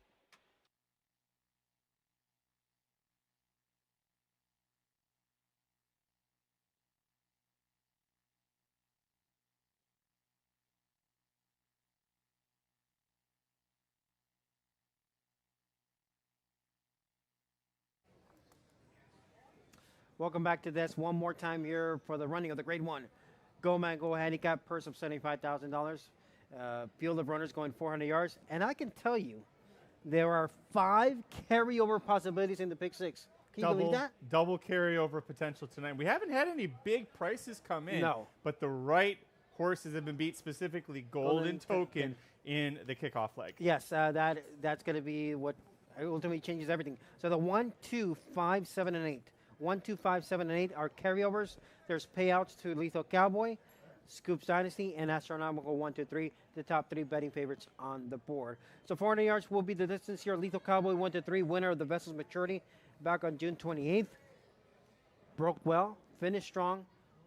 It was a perfect trip from the outside post. Now you got a deal from gate number 3 in between the horses. Last time he broke from this far in, it was the Los Alamos Super Derby last November. Post 2, 4th beat in the length in that spot. Not a bad effort, but not good enough to win. You look at other times when he's drawn inside, it's just not the place that he loves to be. I think he is the most likely winner. I think the betting public has the right horse as the favorite. At these odds, Jose, not touching him, going with the 6. See if the new shooter to the group, Astronomical 1, 2, 3, can get the job done. His 4-year-old debut on July 5th, the Independence Day Handicap, he absolutely smoked that field. Won by a length and a quarter, destroyed that group. Sharp time of 15.28. I think second off now with Martin Arriaga aboard, who for the first time rode this horse, the Independence Day Handicap. At these odds, the 6 is the win bet for me. Yeah, those are fair odds, I think, given that Lethal Cowboy was expected to always be favored. George Duarte, our Echo-based chart caller, also likes Lethal Cowboy on top. I'm going to give Scoops Dynasty the nod. I was impressed with that hard-fought neck defeat last time out because he was coming off with 4 consecutive flat efforts. And it was the first time in a while that he had returned to Los Alamitos. He took some money, was only field of 5, but he battled. And Bold and Beautiful looked to be the better runner that night and proved to be. But Scoops did everything but win that race. If he can repeat to that effort and kind of build off of it a little bit more now with the fitness, Scoops deserves a very good look to me. 5-1 is more than a fair price. And after a night of seeing 8 races worth of 2-year-old babies racing, watching these professional older horses out there, it's just night and day different watching their body language on the track. They're behaving themselves. None of these horses are doing something brand new here. They're battle tested. They know what it takes against this group. Scoops Dynasty would be a fantastic story for him to make his 12th career win, make him the only horse in history of this race to win the Go Man Go Handicap 3 times. And look at where he's been racing: Albuquerque, Remington, Turf Paradise. He's been running against the best of the best. Yep. He doesn't back away from a challenge. He has had a couple issues getting out of the gate, but when he gets out of the gate okay, he's as good as anybody in this group. Yeah, he's the defending champion of this race. He won it last summer. He won it at an upset price of 17-1, and Jacob Enriquez, who was aboard that win, gets the mount right back to ride him tonight. Welcome back, and I think he's excited about his chances as well. If I were to give you one long shot here, I would give you defending champ. Because he's been there, done that. He's got numbers that fit this race. His A effort is good enough to win this race. But the problem is we haven't seen his A effort since last summer. He's forgotten how to break. When he broke good, he was right there. He was showing good numbers that are good enough to win this race. The rail can help him in the sense that there's only one horse he had to worry about beating out of the gate, and that's a 2-horse. If he gets away cleanly enough, he'll have a path to run on the inside part of the track. And what have we seen all night consistently with those 350-yard dash races where you had horses that had trouble getting out of the gate but had strong lows and kick? We kept saying, well, they didn't win, they got 3rd. But if this was 400 yards, faultless, maybe he wins. Golden Token absolutely wins.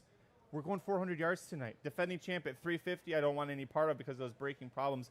400 yards, he's got a chance here. And something we talked about in the preview earlier, Jose, this horse was supplemented to the field. They paid extra to put him in here. Why would you do that after all those issues if you didn't still have the faith? Doc Allred keeps the faith. If you've been chasing this horse, keep the faith one more race. Especially if you backed him last time out at odds of 72, you're getting 11-1, right? This is it, yeah. Why not? Don't chase him when they're 7-2 and they come back at 3-5. Correct. Chase when you're 7-2 and now 11-1. Yeah. Best of luck to the players alive in the pick 6. Pick 6 wheel pays are very solid. I think north of 2,000 to Lethal Cowboy. It jumps up to north of 6,000 to Astronomical, and then 5 figures to Scoops Dynasty. So those are the only 3 horses covered in the pick 6. If I had to press you from the 5 carryover possibilities, if you had to pick one of them, who would it be? I mean, we talked about the one. I would go with him. That's exactly where I would hit defending champ. We've outlined the case for him. We'll just got to see if he can put it all together. Well, that's going to do it for us here on this Sunday night of racing. Thank you for being with me here this weekend. Pleasure. Ulysses is out on a special assignment. I just got word that he'll be out on a special assignment next week, and so you'll be back? Love it. All right. I'll be right here. That's it for us. Mike Corona, take it away, and we'll check out losalamitos.com for an update on those time trials at the end of the night. Michael, it's all yours. Winners share despite a transfer of ownership and moving to a new barn is still using a flipping halter. So Winners Share has moved in first to gate number 7 for this Grade 1 feature, honouring one of Quarter Horse Racing's first major stars. Go Man Go on 3 occasions was named world champion quarter horse. That was back in the 1950s when he set 3 track records and a world record. At stud, he was the leading sire of Money Earners 4 times in the 1970s, and he remains one of the AQHA's all-time leading broodmare sires. And paternally, Go Man Go was the grandsire of the legendary Dash for Cash. The Grade 1 Go Man Go Stakes, about to be run and won. The grand horse lived to 30 years of age, passing in 1983. Mask Mandate is going to complete the line. 4 to 5 for Lethal Cowboy 1, 2, 3. Favourite drawn post position 3. Astronomical 1, 2, 3 getting agitated. Ready now. Racing. Lethal Cowboy 1, 2, 3 begins splendidly. So does Astronomical 1, 2, 3. Out wide, Mask Mandate running a bit of a race, but it's Astronomical 1, 2, 3 with his head in front of Lethal Cowboy. Lethal Cowboy coming again. Mask Mandate on the outside is going to tip them both out. Mask Mandate in his 5-year-old debut, getting the better of Lethal Cowboy 1, 2, 3. Astronomical 1, 2, 3 weakening late. Has finished third. What a comeback to action for the 2024 Governor's Cup Derby winner.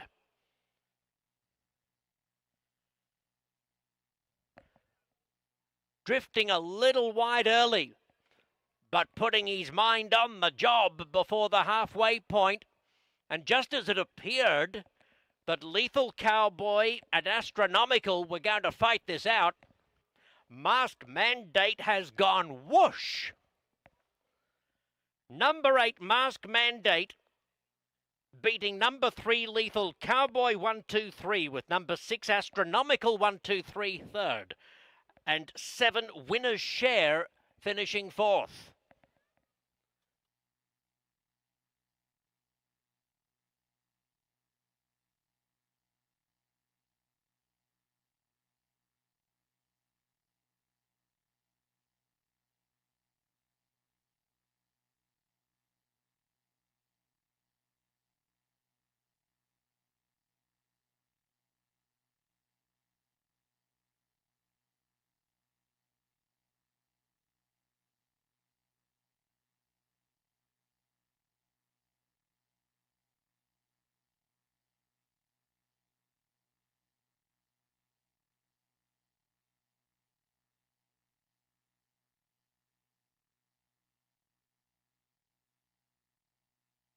The time 19.782. 19.782. Closing split 9.59.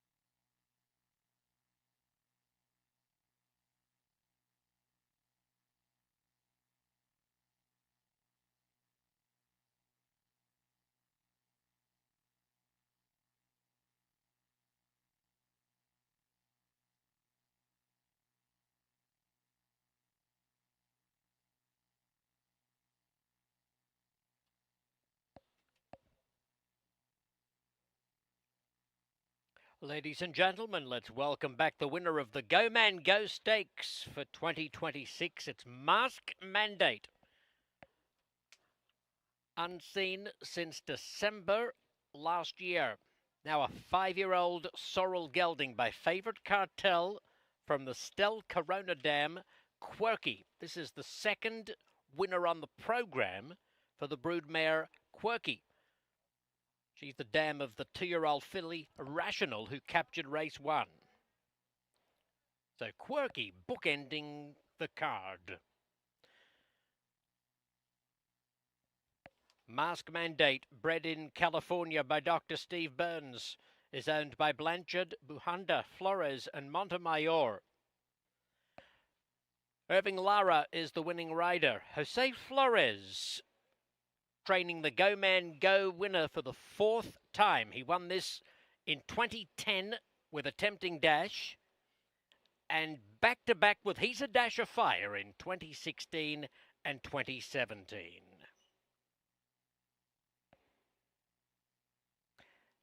Howard Nichols made the trophy presentation. Owner and breeder Howard Nichols on hand for the presentation of the Go Man Go trophy as the placings become official.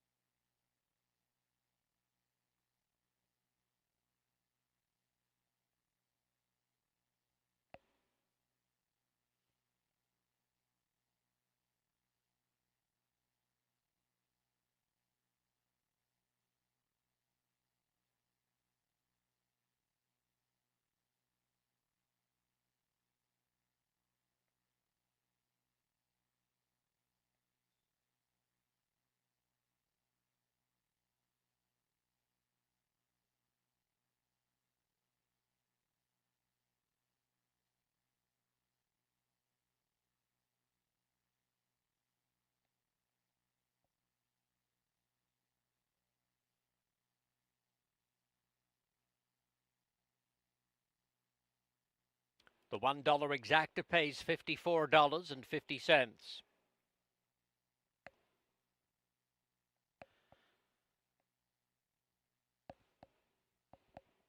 $1 trifecta, $111.80. 10-cent superfecta, $55.72. The $1 double, $156.70. $1 pick 3, $627 even. The $1 late pick 4, $1,653.40. The pick 6, please note, has paid on 5 of 6, $326.80. There will be a $53,000 carryover.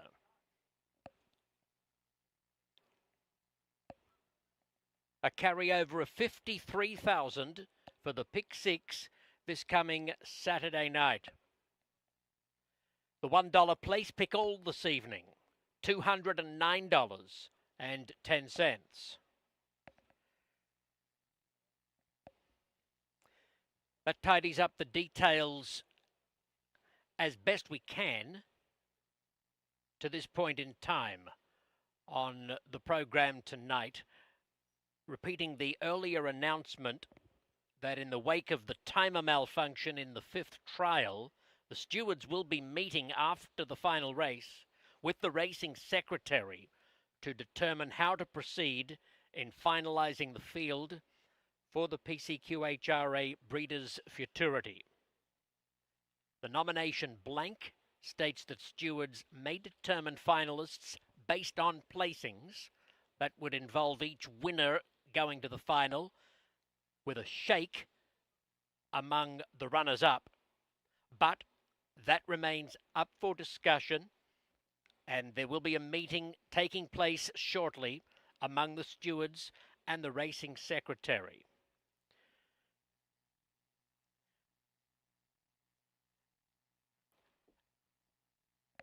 Personally, I will be absent the next 2 weekends, and Ed Burgart will grace the Los Alamitos booth this coming Saturday night when the pick 6 carryover will be $53,000. In the meantime, we wish you safe travels. Hooroo!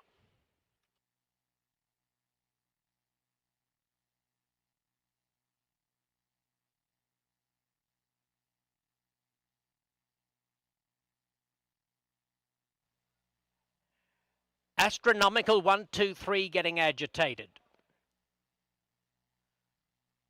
Ready now. Racing. Lethal Cowboy 1, 2, 3 begins splendidly. So does Astronomical 1, 2, 3. Out wide, Mask Mandate running a bit of a race, but it's Astronomical 1, 2, 3 with his head in front of Lethal Cowboy. Lethal Cowboy coming again. Mask Mandate on the outside is going to tip them both out. Mask Mandate in his 5-year-old debut